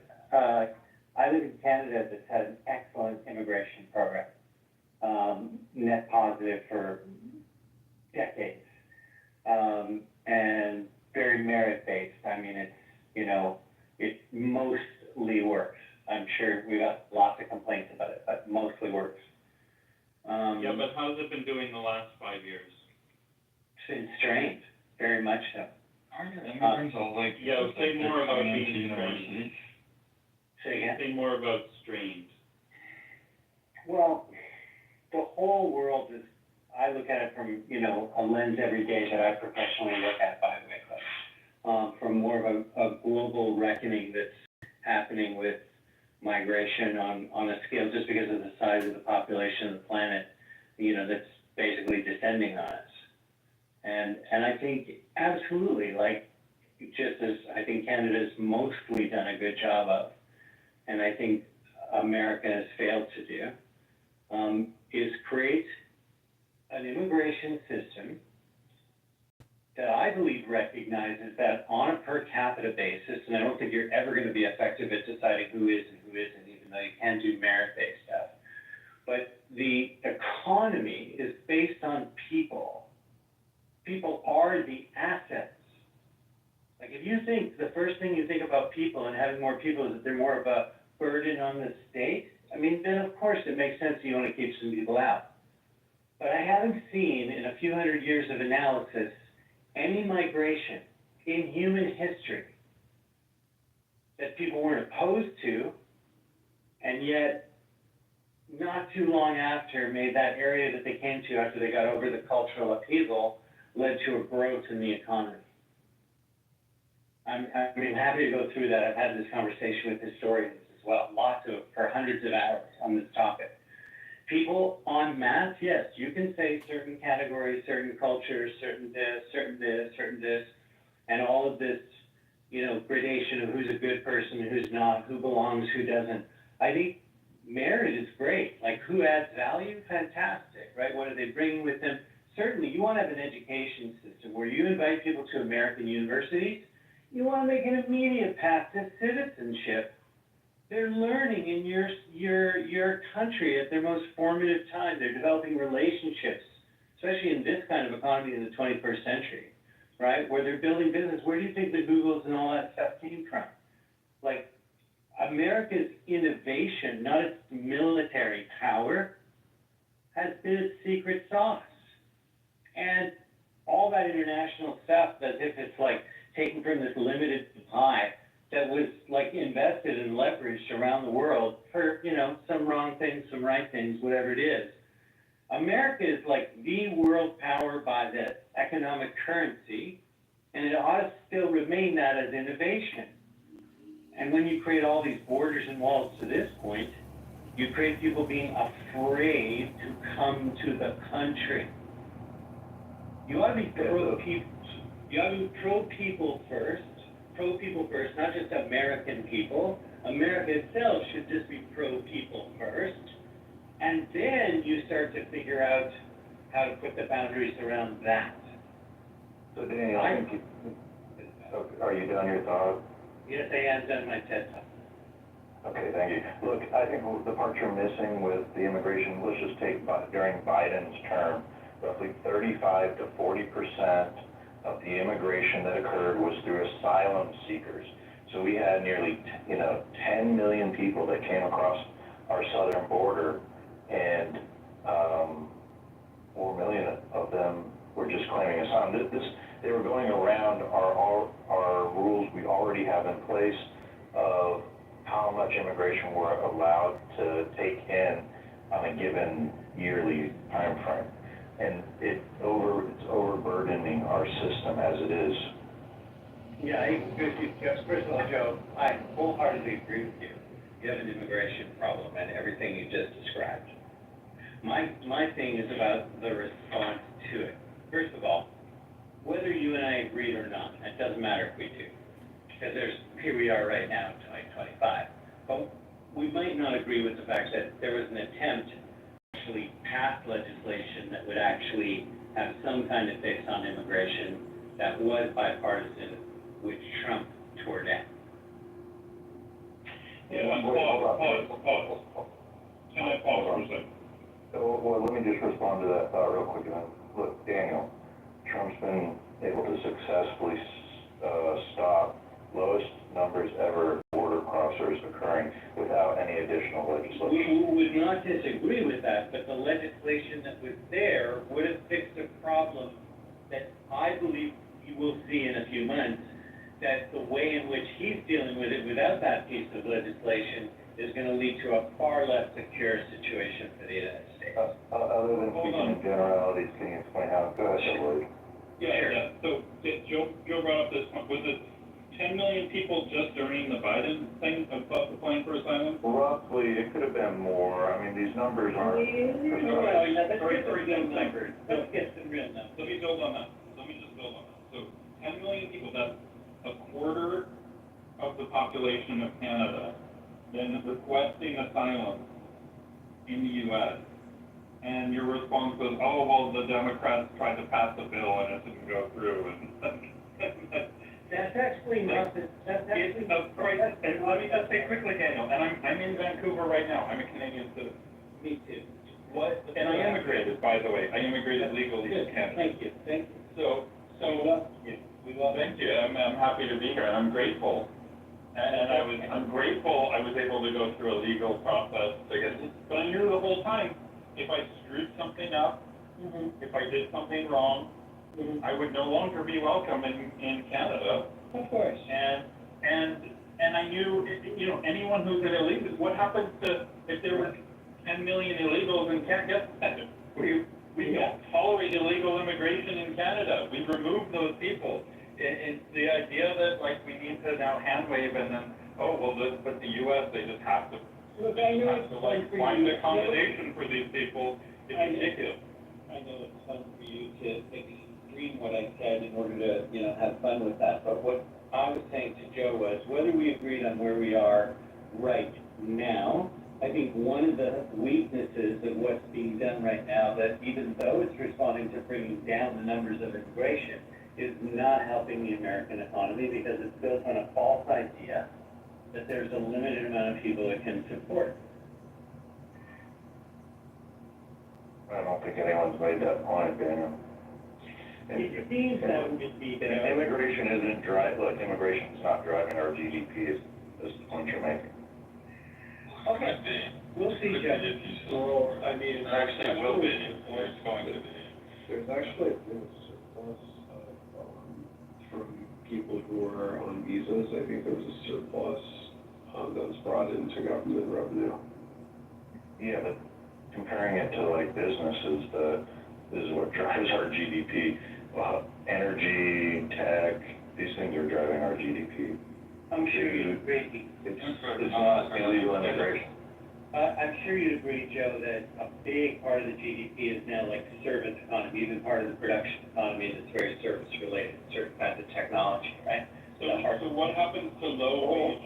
Can I ask my question, double, can I get to finish my question for Joe, please? One at a time.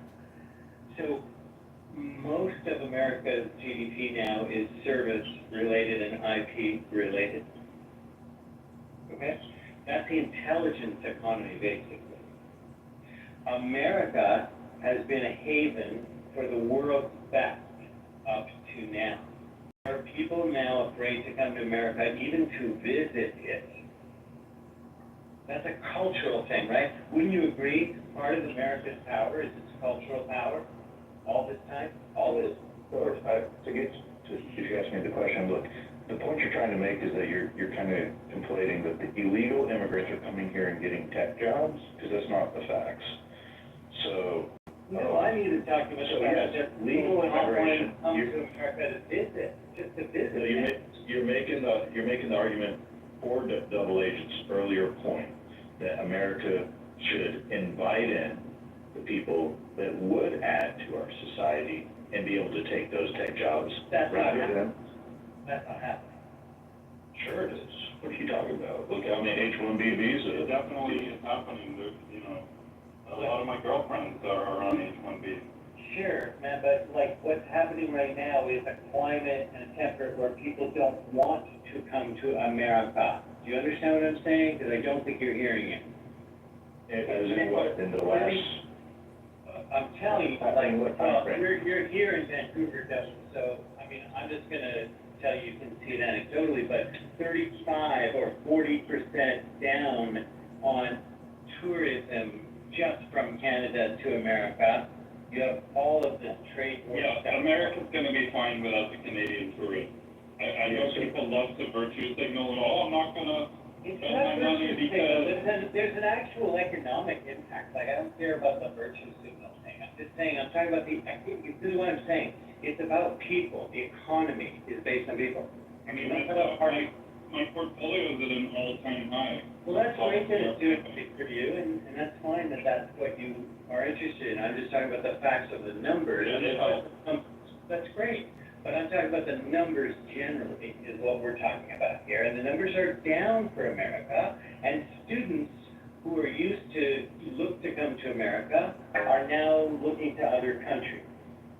That's So how much would that have to do with? Intelligent students they're begging to come into America. Everywhere I travel in the world, people would love to go to, I mean, not every country, some countries people just don't like those. If you think that, the reputation of America in the last 6 or 7 months hasn't changed, that would be news to me, and I do, so I put it all over the world. Everyone in the world wants to come to America. It's just people, cushy first world, like Europeans and some Canadians and whatever, who are overprivileged anyway, who are not ambitious at all. Those people are not interested in coming to America. But people who are hardworking, you're arguing 2 points. hardworking who are at the top of their game, or they're just ambitious people from anywhere in the world, those people definitely want to come to America. I get marriage proposals weekly from girls who want green cards. There are people who love America, want to come to America, and are afraid right now to come to America. Okay, hold on, y'all are arguing 2 different points. So double agents talking about people that want employment opportunity to come to America, and Daniel, you're arguing tourism, people wanting to visit America. Not just tourism, I'm talking about tourism, students, businesses, right across the board, everything, the entire reputation right now of America is looking like a tyrannical. No, to be fair, if we just look at it like, it would probably be people of left-leaning persuasion that don't want to come, or if you look at it for... Yeah, left-wing is easy for sure, but it's not only left-wing. I would totally agree with you. So now we tourism. But it's not only left-wing. So how much do you think the downturn in tourism has to do with some of our cities here in lawless chaos? May I ask you this? If what you're saying was central focus, let's take something more important economically than tourism itself, which is a massive sell-off going on in Arizona and in Florida. Canadian snowbirds, you know that term, like they spend 6 months of the year, right? Those guys are... That's when they come down here. This is a drop in the bucket. Like, you're staring at your own navel, thinking that Canada's impact on their boycott, boycott of Canadian. I don't know what you're in the has any real why impact. don't you keep shutting me down? I'm just telling you, it's like, so Canadians do this and they're just You so. asked me a question, you don't need to interrupt me, I know you know you're right about everything, but Joe asked me a question, right? So I'm just giving you indicators behind the, not only tourism, people owning real estate, they're selling off that real estate. I know people, yes, in Europe who probably, because they come from academia, are probably left. Most academia in the world is left. And then, they're afraid to come and all of that. Students are afraid to come. I have conversations with people all over the world who have concern about coming to America. We're highly ambitious and actually doing big shit in the world. And are saying, maybe for a while I'll still steer clear of it. I just don't think that's a good thing. All of India wants to come to the United States, all of China, all of Persia, anyone intelligent in the Middle East, who isn't just some, prince or something. Anyone in North Africa or all across Africa, all of Africa wants to come to the United States. You name it, yeah. Norwegians, Europe, they're all millionaires by birth anyway. They're not so keen, and then they can feel good being like, oh, I'll never go to America. Look at Trump is so evil. When it was Obama, it was okay, but now it's Trump, so I'm never going. May I ask you one question, whether you're aware that some of those African countries presently now face a $15,000 deposit to be able to just come to the United States? Yeah, and that's probably generally a good thing. Honestly, it's a lot, I have, some of those countries I think are really good places to bring, especially the elites from. And I can tell you, we made a big mistake with certain countries in East Africa by letting way too many people in who hate America. And their children absolutely hate America and want to undermine and destroy the country. And you don't think that does anything to America's reputation in terms of like putting fear out there to cause that $15,000 barrier just to come to the country? It sounds like you want to go hire people. They're happy to pay it. They're happy to come up with the money. If they even get the opportunity to come get. We've also got stricter immigration policies, travel bans, heightened enforcement created through fear. Like, there's all kinds of problems under the Trump administration right now. Why people don't want to come to the U.S. It's not just one reason. And it's incentive. There are plenty of people, anyone who's at the top of their game, they want to come. Entrepreneurs. Anyone who actually wants to make money and isn't just like a peasant, like, yeah, they want to go to the You're US. thinking of like aspiring entrepreneurs who want to work in the tech business or something. Silicon Valley. If you want to be a high-end surgeon, if you want to be, if you want to start a tech company, if you want to be a CEO of a Fortune 500 company, you're not going to move to Canada. You're not going to move to France. There's all these places you're not going to move to. You're going to move to the United States if you're entrepreneurial. Canada is a much better investment. Canada is good for some people. It's good for some people, but most of the immigrants I know, the young students and so forth, they're like, yeah, I'm here in Canada. Hold on, Double, I have to interrupt, hold on, I have to interrupt, it's mod privilege here. I've got a poll that I would love for you guys to all respond to, thank you. 30 to 100%. Okay.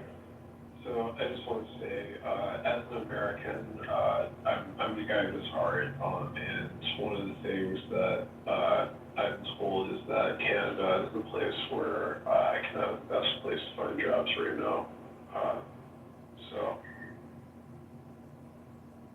And what field are you in? I actually just want to say, like, I do business in multiple countries right now. I operate in multiple jurisdictions. I look, as part of my criteria where I don't want to do business, is places where I see political instability. I do not see more stability now than I did see 6 months ago. I see change risks all over the place that put doubt into basic facts and truth, and see manipulation that looks exactly like every authoritarian government I've ever seen in human history. That does not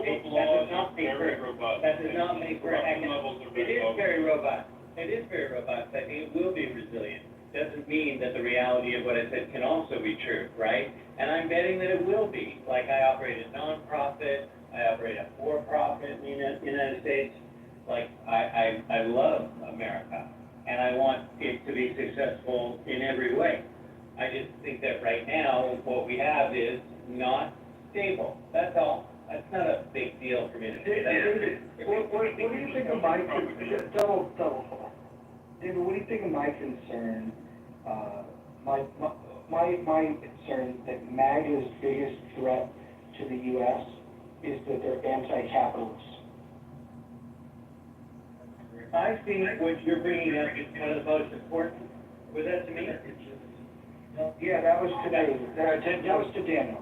Oh, yeah. I think you're bringing up the most important question, because I think outside of, somebody's got off their mute. Can you on your mic there, Vesper? Sure. Thanks. No? I think it's Harry. Somebody come off the mic there. Okay, very good. I think you're bringing up the most important question, because most of the solutions that are out there to implement are based out of entrepreneurial culture, not out of labor or government culture. And I really mean that. Like, an average, ordinary human being in 2025, I believe, has more realistic power to implement a good idea than a 1%er did 20 years ago. That's after the turn of the century. The entrepreneurial organizational culture, like the flourishing of multiple myriad ways of capital raising that have emerged in the last 15 years, and let's face it, when you can generate ways to actually form new capital, which is part of what I do, that actually moves projects forward, moves initiatives forward. What is it that you do, like in traditional government or businesses, you use to do that? You have, I don't know, like entire institutions types that didn't exist 20 years ago, a decentralized, autonomous organization. It's not a nonprofit, it's not a for-profit. People make decisions on it, but they don't own it. Like, who thinks of this shit? And it's like, headed on a trip as it is for 10 days in Ghana with a whole, like, culture of thousands of young entrepreneurs in Ghana. Not all technologically aligned, some of them are, but all about just how do they make jobs for themselves. Not how do they look for jobs. That's the predominant thing. That doesn't mean they're not going to work for each other and all that kind of stuff, right? It's not like one size fits all. But there's this wave happening. I don't see it anywhere in the news. Let me tell you something you don't see in the news that tells me this, okay? Last week, a group of countries and a project called TreeGen, which is led by a guy who is the Guinness World Book record holder of the most amount of trees planted by a single individual in 24 hours. His name is Jimmy Cullen. He's a wonder. And they set out to do 1 billion trees about a week ago on one day to get that record, and they failed. They only got 787 million in 24 hours. That was their failure. But more important than that is 29 plus million people were involved in that effort. All in mobile phones. Things have been a huge failure too. No, please hear this, Messi. In 24 hours, 29 million people participated in something, anything. Just understand. They created a forest desert. They've actually done studies on it. So you're not hearing the news. No, you're not hearing the news. Motivated together, work together. You're not hearing the news. Guys, hold on. Everyone's gonna hold on because you guys are violating room rules. So now I'm gonna have to intervene and I'm gonna have to read the rules of the room to you guys. So the rules of the room are, number 1, no threats of violence. Number 2, no doxing. So far you guys have done pretty good. We've only had one person threaten anybody, and that was somebody in the chat who threatened me. I dealt with that. No doxing, we're doing pretty good. Staying on topic, we're doing okay. Keep your shares brief. I think you guys are doing a terrible job at number 4. Do not interrupt speakers, especially mods. I think you guys were doing a good job, but now you're getting a little sloppy with that. Mods may interject when appropriate. That's what I'm doing right now. The N-word is forbidden on stage and in chat. Don't spam the chat. You guys are doing well on those things. Do not bring drama here from other rooms. You guys are doing okay with that. And English only, please. And if I get questions about, well, why do you say English only? That's racist. No, it's not. It's a language that has nothing to do with race. Very little to do. The reason English only is a rule here is because I only speak English, and so therefore I can't properly moderate what I don't understand that you're saying. And so we're all just going to use one common language. If you don't speak English, if you don't write in English, there's probably not the right room for you. Anyways, those are the rules of the road. I think the 2 rules that I need to point out to this group at this time is keeping your shares short and not interrupting. But let's go back to Daniel. With the spirit of all those rules in mind, let's get the conversation moving. Yeah, I'll keep it very brief. When in human history does anybody know of any army of 30 million people did anything in 24 hours? That's my point. Those people are expressing something they have the capability to do to organize that they have never had before. We could argue whether their time was used appropriately for those 24 hours, Messi, or not. That's fine. But Okay, well, I heard you 50 million people are going to go to work tomorrow morning. It's not used appropriately. Okay, because those people believe they did something together, not just going off to work. They believe they did something together. Believe well, that's all it is. Sure, okay. If you think that's all that is, but I think actually that's what capital is made from, is agreement, and it's what people believe in their values and what they share together and identify together that actually makes power in the world. Oh, Roger, can I just want to either? Yeah, go ahead, what's up? Oh, Abdallah is, Hollywood supporter. Any questions there? No, that would take us off topic, but thank you, that would take us off topic.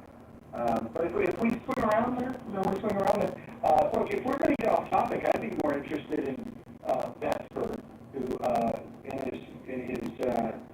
in his bio says, utilitarian Gnostic atheist. I would have to imagine that this is the mother lode of stupidity, but I don't want to change the subject. That's not changing the subject. Yeah, Daniel, I would just say this 34 million people ruined the fucking environment. It's terrible what they did. They should repent, because like I said, they literally walked through the forest where they plant all the same fucking trees, and then nothing lives there. I mean, none of they're like, wow, it's so quiet in here. There's like no birds, no squirrels, no animals. Like it's fucking desert. But thank you to those people who are organizing. There was a question about whether MAGA was anti-capitalist or not. I wonder. Hold on. There's no question about it. They are absolutely 100% anti-capitalist. Trump is a huge economic interventionist. He doesn't believe in capitalism. His supporters don't believe in capitalism. In fact, they believe in nationalism and populism, and all of those things. Nationalism is collectivism, right? Populism is demagoguery, and at the end of the day, the economic interventionism is in complete contravention of capitalism. But go ahead. Not all right. Yeah, I'm hearing it described as like neo-feudalist, techno-feudalism, kind of neo-reactionary kind of movement. But people like Peter Thiel, this whole Dark Enlightenment movement. Peter Thiel, yeah. I think it's the mostly part that really counts, not what they all is. I think mostly what Roger's saying is spot on, right? And I think like where power is shifting is in the entrepreneurial culture around the world. That's all there is to it. And I think that's Meg is going to come up against that reality. That's where power is being made. That's what I'm seeing. Yeah.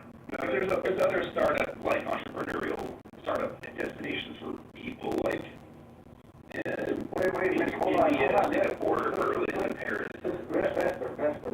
If you were to take Singapore, if you were to take UK, if you were to take Israel, if you were to take all of these places, and add all of their investment dollars, I can give you a 12-mile stretch of Menlo Park, Palo Alto, Mountain View that has more investment dollars in a 12-mile radius than all of those countries combined.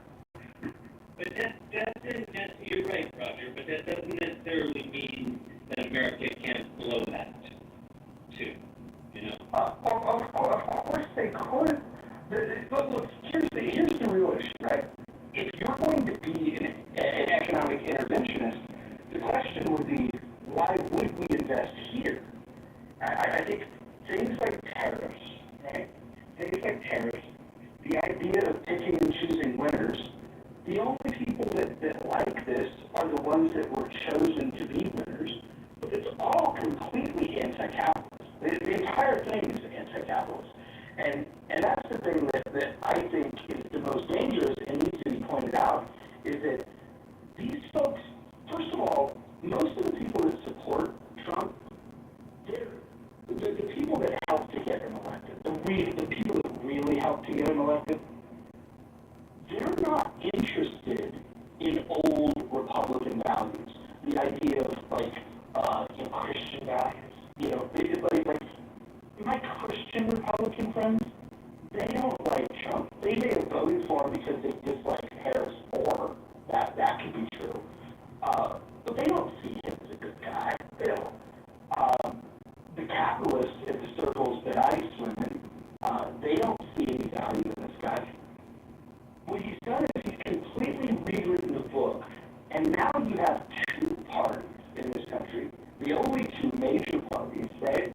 electable parties that are both anti-capitalist. And it would be crazy for us to throw shade on Democrats for their economic interventionism and then not be willing to do it when the Republicans are doing it. Where is the alternative? Where are the free market zealots? Where are the people that believe in individual rights, that believe markets should be free? They come up with these terms. Democrats, talk about markets should be fair. We want fair trade, not free trade. And then you want protectionist policies. If you're protecting a business, let's think about the definition of protecting a business, right? If you're protecting an industry, let's say the steel industry. The steel industry is no longer beholden to please the customers. They're only beholden to please the government and the people that are giving them this favor and protecting them. If you believe at all that the free market has set people free, then you should absolutely reject the economic policies of Donald Trump. That doesn't mean you should run into the arms of those fucking socialists on the other side. But economic fascism and socialism should not be the only fucking choices. And I would just say that for those of you that think one is better than the other, for those of you that are going around saying that you're pro-tariff because the leader of your party said that it's a good thing, go pick up the book, man. I'll mail you one. If you want to understand economics, I'll send you a copy. Anybody back channels me, I will send you a copy of Henry Hazlitt's Economics in One Lesson. That's a good starting point. After you've gotten through that, you'll probably have more questions. I've got additional reading material for you. But start with that. Understand why the free market is such a beautiful thing. You guys have accepted now that both major parties offer you no alternative for free market capitalism. And I think that that's the worst development in my lifetime in U.S. politics. Can I respond? Get in the queue to respond. Why don't you respond now? Roger, I think I at least was indoctrinated into your way of thinking. My university days, I was almost, I considered myself a libertarian. I was actually president of a couple of the libertarian clubs at my university. But I think, so there was this consensus, it's even part of the neoliberal consensus, is the idea that free markets are, we need to make goods flow with as little barriers as possible between nations. There was less consensus around the movement of labor, which, like, the extreme libertarians are open border libertarians, because they just see everything. Like, they just see everyone as individuated economic agents with no real ties or loyalties or dependencies or whatever to their nations, and to the extent that maybe those things do it, they just figure, well, the free market will sort it out. And that never became the world we live in. You could argue whether or not that's the world we should live in. But, I think we lived in some hybrid version where we had this movement of little barriers just... Well, we do live in a hybrid version. We do. Right. I'll acknowledge that. But the problem is it's getting worse, because right now we have $37 trillion worth of debt. We have a 2-year annual budget shortfall of $2 trillion. Every year, $2 trillion. It's crazy. And you guys have accepted this, and then when you look to the parties of, like, what's your solution, they're both running away from free market capitalism, and they're running into their own tyrannical forms of economic policy. And we should be afraid of those things. We should absolutely reject these things. And I think the way that you reject them is you have to point to, well, when was the U.S. at its best? And when you start thinking, hold on. When you think about when the U.S. was at its best, you could define that in a few ways. I would first look, what was the greatest time of economic expansion in the history of the United States? and it was from 1870 to 1900. So then I say, oh, well, what was going on at that time that made things so prosperous? And by the way, during that 30-year period, there was booms and busts during that, because that's what a free market allows for, is the booms and busts. The best part, the most glorious part of that is the fact that you have the booms. When you put your hand on the scale, you don't quite get the booms. And so when you look at that, deregulation was the key to why 1870 to 1900 was the biggest expansion, not only in U.S. history, in world history. So go ahead.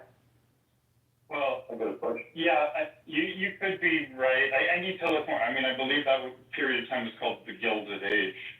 And I think you could call it the Gilded Age. I would call it, fucking America, fuck yeah. And what we need is we need a Gilded Age 2.0. You could be right. And I think we're heading there one way or another. I think there's certain technologies that will allow, holders of capital to be, gilded once again. And maybe there's nothing the governments can do about it. But, I just wanted to say, Roger, I think the thing that's back to, what should the U.S. be doing now? It's one way, with the new it only works if every country agrees to the consensus. I think what we had in the last 40 plus years even was certain countries being preferenced, like if you were considered a developing nation, then you got all kinds of, you can protect your economy in all these ways. You can run mercantilist games where you're trying to accumulate as much manufacturing capacity and as much capital into your economy while kind of draining that capacity from other countries as possible. It's like mercantilism, the capitalists wanted to break down mercantilism because it's the most efficient thing and it's the best, it's economically most efficient, at least on paper, but it's not the best thing for a nation, as a nation, as let's say, a government or whatever, as a king wants to run a mercantilist game to accumulate as much power into the hands of the nation and the king as possible. And that's what China's been doing to us. And you can't just run a free market game against them because the mercantilists will win. Everyone has to play by the same rule so that the capitalists win.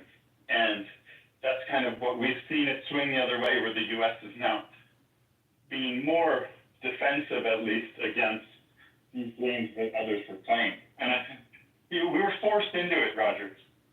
Yeah, so look, Mojo, I gotta ask you a question though. If the greatest period of time, and I don't disagree, between 1870 and 1900 economically for America, that was prior to the progressive income tax being introduced. And I believe nearly half of the money that the U.S. government raised was through indirect taxation by way of tariffs.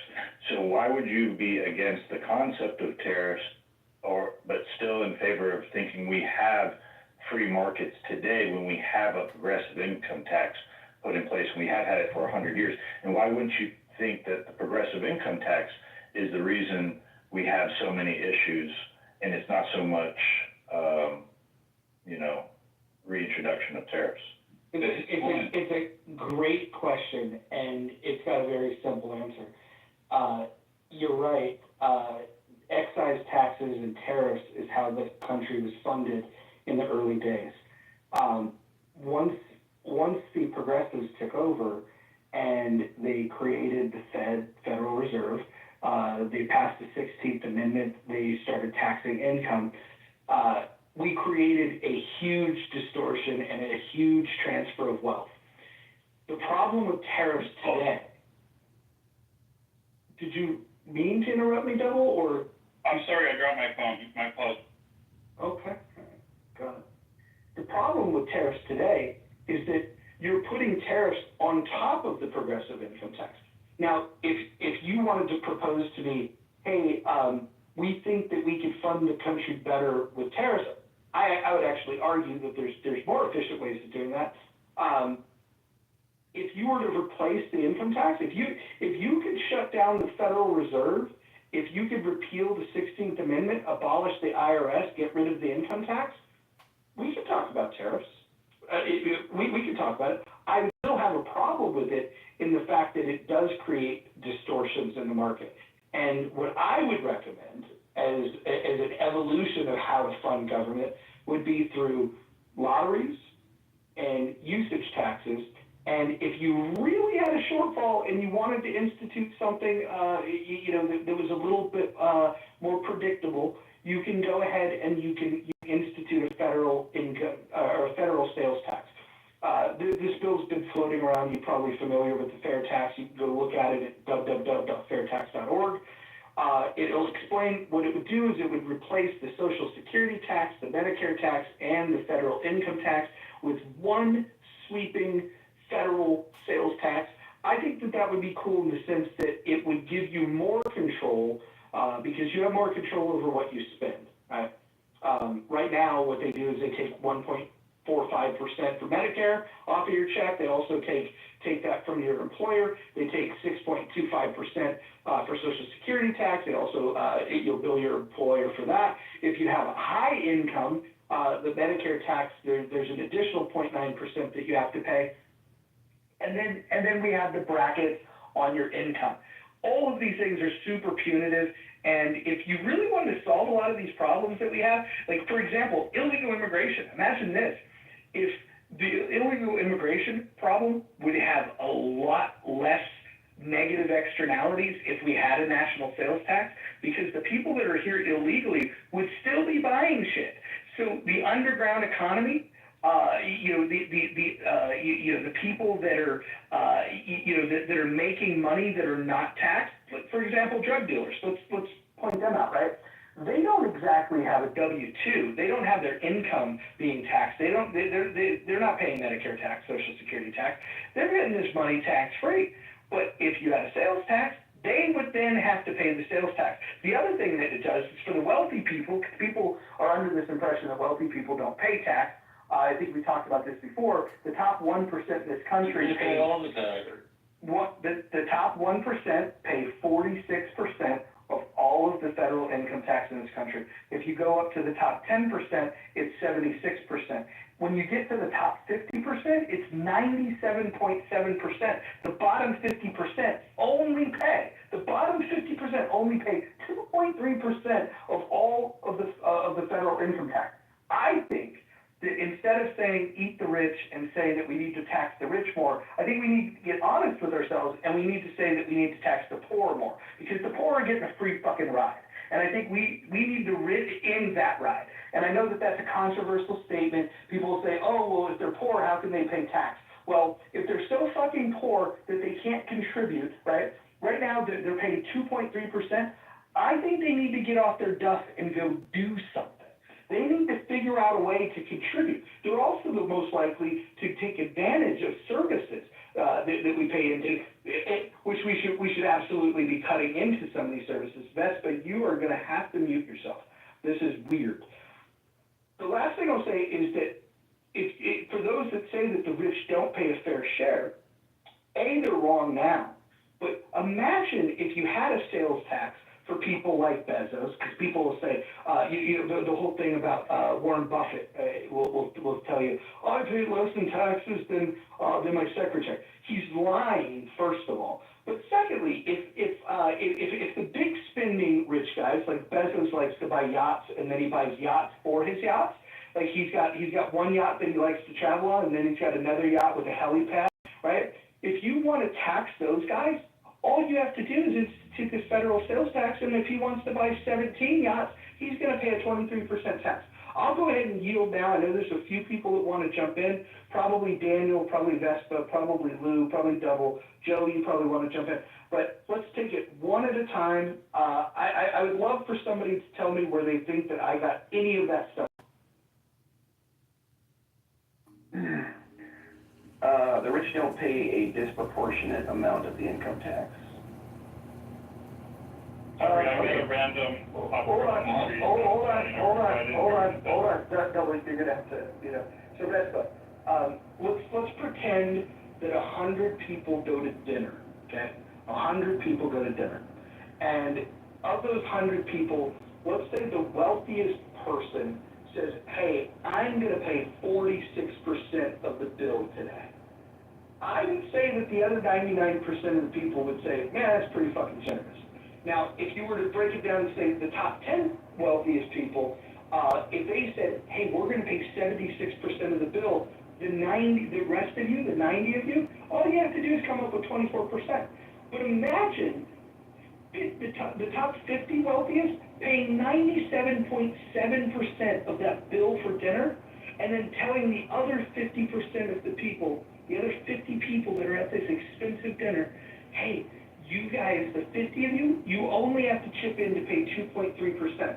So if you want to challenge me on my math, please go ahead. But don't tell me that the rich are not paying a disproportionate amount, because what you have to acknowledge is that the bottom 50% are paying virtually nothing. Which is appropriate. That's a proportion it should be. You can want that On a progressive tax rate, like, system, that's what I would expect. Why would that be appropriate for the bottom 50% of the country to only pay 2.3% of all of the federal taxes? Please make it make sense. The rich can afford it and the poor can't. Pretty simple. Pretty damn simple. Well, hold on, Ben. Let's talk about the tax code. Do you know what the tax rate is if you make $10,000 or less per year?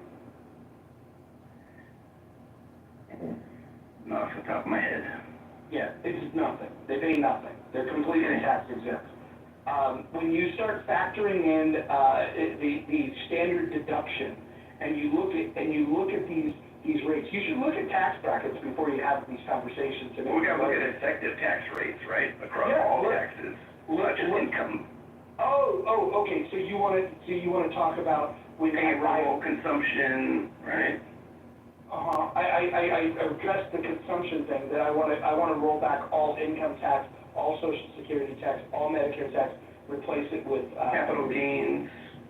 You think capital gains tax is a fair tax?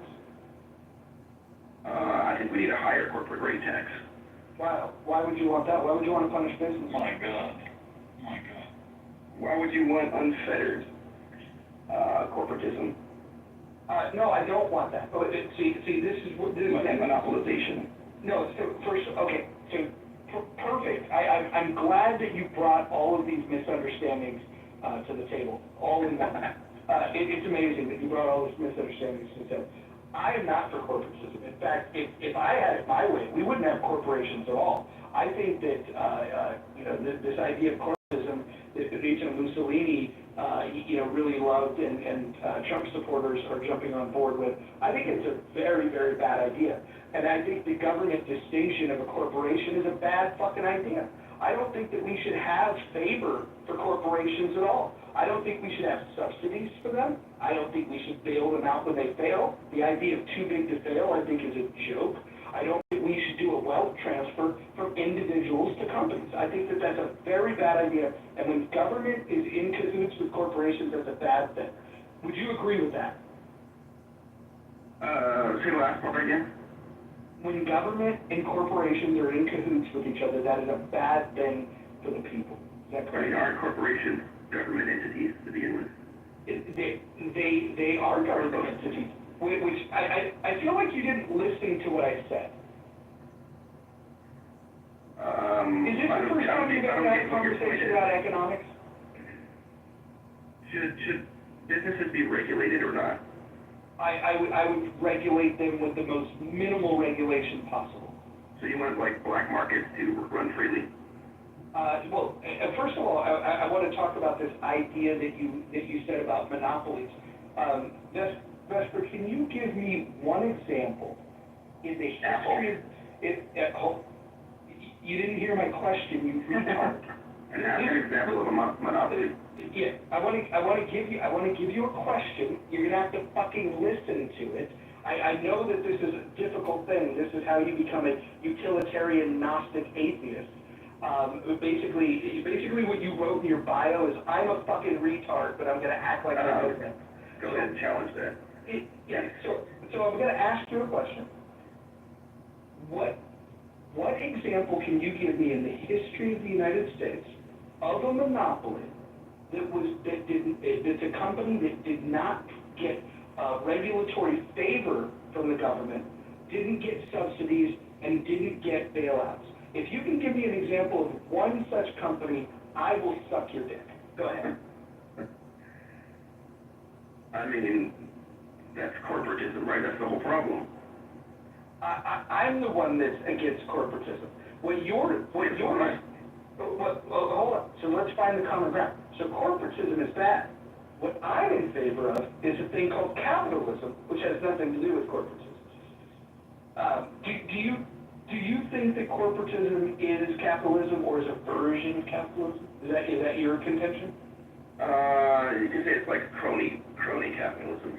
Yeah, well, that's a word that lefties came up with to besmirch capitalism, when really what they're talking about is economic fascism, which is what we have in play. It's right to criticize the system that we have. What's wrong is to identify that as capitalism. I mean, like Trump is not leading an anti-capitalist movement. He's absolutely leading an anti-capitalist movement. Why does he combine pro-business with pro-capital measures like tax cuts and deregulation with nationalist interventionist policies, with tariffs? So if you're intervening, you are, by definition, not a capitalist. Okay, this is a libertarian definition of You're not capitalism. leading anything, you're just picking up where the last person left off. Which I disagree with a lot of shit he's doing, but like the idea that any intervention is not capitalism is like... Well, Luke, explain to me what the definition of capitalism is. Well, I'm gonna use your definition, and it would be something that just never exists. It doesn't exist, period. So like... Hold on. Forget about my definition. What's your definition of capitalism? I would go with something like, allowing free trade, as little intervention as possible. How about the actual definition, which is the means of production is owned privately? Okay. So if the means of production is owned privately, why would we want government agencies to be in cahoots with these companies? Why would we want to do a wealth transfer of the public funds to these companies in the form of subsidies and in the form of bailouts? Why would we do that? I'm not saying that we should want to do that. My stance So is that I think monopolies are inherently bad. Listen, if a monopoly could organically form, if somebody came to market with the best fucking mousetrap ever, and everybody said, why would I buy any other mousetrap? This is the best fucking mousetrap. Yeah, 100% of the mousetraps are going to be sold by Lou's Mousetrap Company. I would be perfectly okay with that. The problem is there's not a single fucking monopoly that's ever organically formed. Ever. Because organically formed companies in a free market have competition. And by definition, they would never experience a monopolization. The way that you get a monopoly is with protective policies. Protective policies like saying, hey, we're going to limit competition from other countries in the form of tariffs. We're going to limit competition in the form of protecting these U.S. companies. If you're protecting U.S. companies and you're putting penalties on foreign entities, now you can say that you want to advocate for doing that. You just can't advocate for doing that and then look me in the eye and say you're a capitalist. You just can't do it. It'd be a lie. Well, I mean, and that's what I'm saying. Like, this is why I do think, like, yeah, there needs to be. I don't know if it was Agent or something said earlier that you don't want to have there to be the ability to influence, or I forget the word that is used. It might have been you, Roger. To be able to like basically influence a market. But look, I think to an extent you do need someone to be able to have that influence, because someone will have that influence. If it's not at home, it's going to be abroad. Got it. So what you're saying is like, hey, look, man, if Trump wasn't there, the fucking socialists would put their hand on the scale. Okay, then say what you mean what you say and say what you mean. It's giving the Iranian aspect. No, I'm saying like a government, like you have to have some. This is sounding like a Randy Dickerson argument. Yeah. Oh, no, it is something like, see, what do you do if you have no control over your currency? Which is like, this would very much likely happen to all but like one country potentially. I shouldn't say that, I don't know economics well enough to say really anything confidently. But it's like the idea that you could just allow your money to just be freely, I mean, shit, if you sell something in the States and another country wants to just come in and purely just undercut the fuck out of everyone just to kill them off, with that intention only, and then leave. Like, it's like, why? What's the point of that? Well, let's think about that. Why wouldn't they do that? Let's think about that. Because do you believe that people are capable of operating in, with self-interest? Do you believe that's a concept? Yeah. Okay. So let's say if China, who has cheap, crappy steel, for example, right? There are people that will opt for the cheap steel. That is true. But then what happens is they go and they build a bridge with cheap Chinese steel, and then it's not up to code, and then they have to go and buy U.S. steel anyways. Shout out to the Bay Bridge that was built about 15 years ago. This is part of the problem, is you need to let the market decide. You need to let the producers and you need to let the buyers decide. When you put your hand on the scale, what you're saying is that you don't believe in the market. There's a lot of people that don't believe in the market, right? Just self-regulate. Do you have Tourette's? What the fuck was that? I was talking to Lou. Vesper, why don't you mute yourself? We don't have time for utilitarian atheist Gnostics. Lou. Yeah. You guys are all over the place. What a sloppy conversation. Could I just welcome Autumn to the stage? I haven't seen her in a long time. Autumn, you might remember me as Roger Mayhem, but I've got a new name, a new photograph. But welcome to the stage, Autumn. Thank you. Hi, friends. I'm just a friendly person. Feel free to ask me about anything. Let's talk about topics. And I want to mention a libertarian viewpoint. Although, feel free to ask me about libertarian viewpoints because I'm actually an elected official within the party. Oh, I'm sorry. You know, Steve Nichelius driving. I got elected, but I'm not elected in general. I didn't plan to watch it. Even Chairman Harless has had enough of these meetings. I have mentioned that how well, usually and friendly, but I enjoy some of her stuff, but like a lot of stuff, I'm like, shut up for this woman sometimes. I love her occasionally, but like, I have to. Huh? You'll be a delegate to the convention in 2026. No, it's just location-wise, it's usually an issue for me. It's gonna be in Grand Rapids. Yeah, it's very hard for me to travel across the country, so I probably won't be down unless I can find like a libertarian friend nearby that I can like pay for the gas or something. So. And the excitement around the Grand Rapids convention, which John, hopefully you'll attend. That would be fun. We just have a booth there, but it looks like Justin Amash might run for chair of the National Party. It's in his home state of. But it wasn't the right time. But the convention being there, and now that Michael Heiss has kind of ran back to the Republican Party and the Mises Caucus is kind of apart.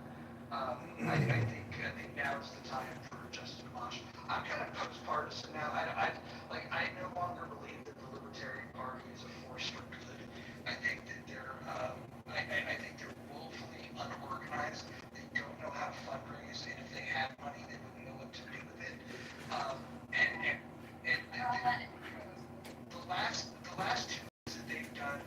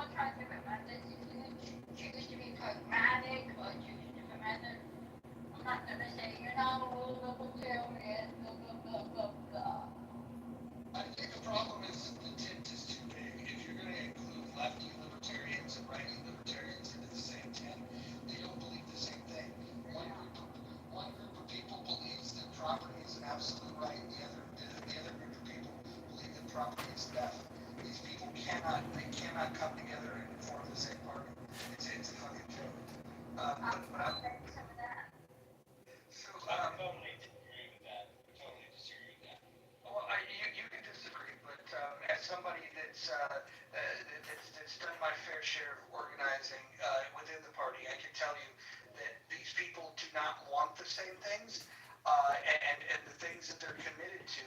Let me just ask you this, because you said you disagree, right? If I believe that property rights is absolute, and you believe that property is theft, who's gonna adjudicate that? There's in between the two choices, nobody's gonna get that, I totally get that. And I get the experience you have, the real experience, I'm not denying that at all. As far as what's possible is concerned, that's a different story, because there are aspects of both the left and right and libertarianism that can't find common ground despite that. That's the only part. Give me an example. In my experience, even though it might seem innocuous, but it is a building block, it starts with core values as to what those core values are. For example, I heard you say when Vester was asking, you said, I think it should be a bare minimum when it comes to market. Great, let's define what that is. Because I agree with that, by the way. I'm like, minimum amount of rules necessary for anything, in my business too. But I want to know that those minimum I have are super fucking clear, easily measured, and defended to the hilt. Not fucked around with, right? Yeah, so you know what I want the government to do when it comes to the market? Yeah. I want them to enforce contracts. Okay, that's good. Good start. That's safety, that's fairness, there's some reliance there. You don't have to pick up arms to handle something, and how the government be able to support that. That makes total sense to me. Anything else? I think if two parties engage in an agreement, I think that that's all that's really necessary. Because even arguments around public safety, for example, if you have a claim that your safety's been jeopardized, if there's a harm that's been done, again, you'd go into that same thing called a courtroom, and you would adjudicate there. If you want to protect against harm, you use the courts. You don't use the legislative branch. Yeah, and that would also go to some standard responsibility for what sort of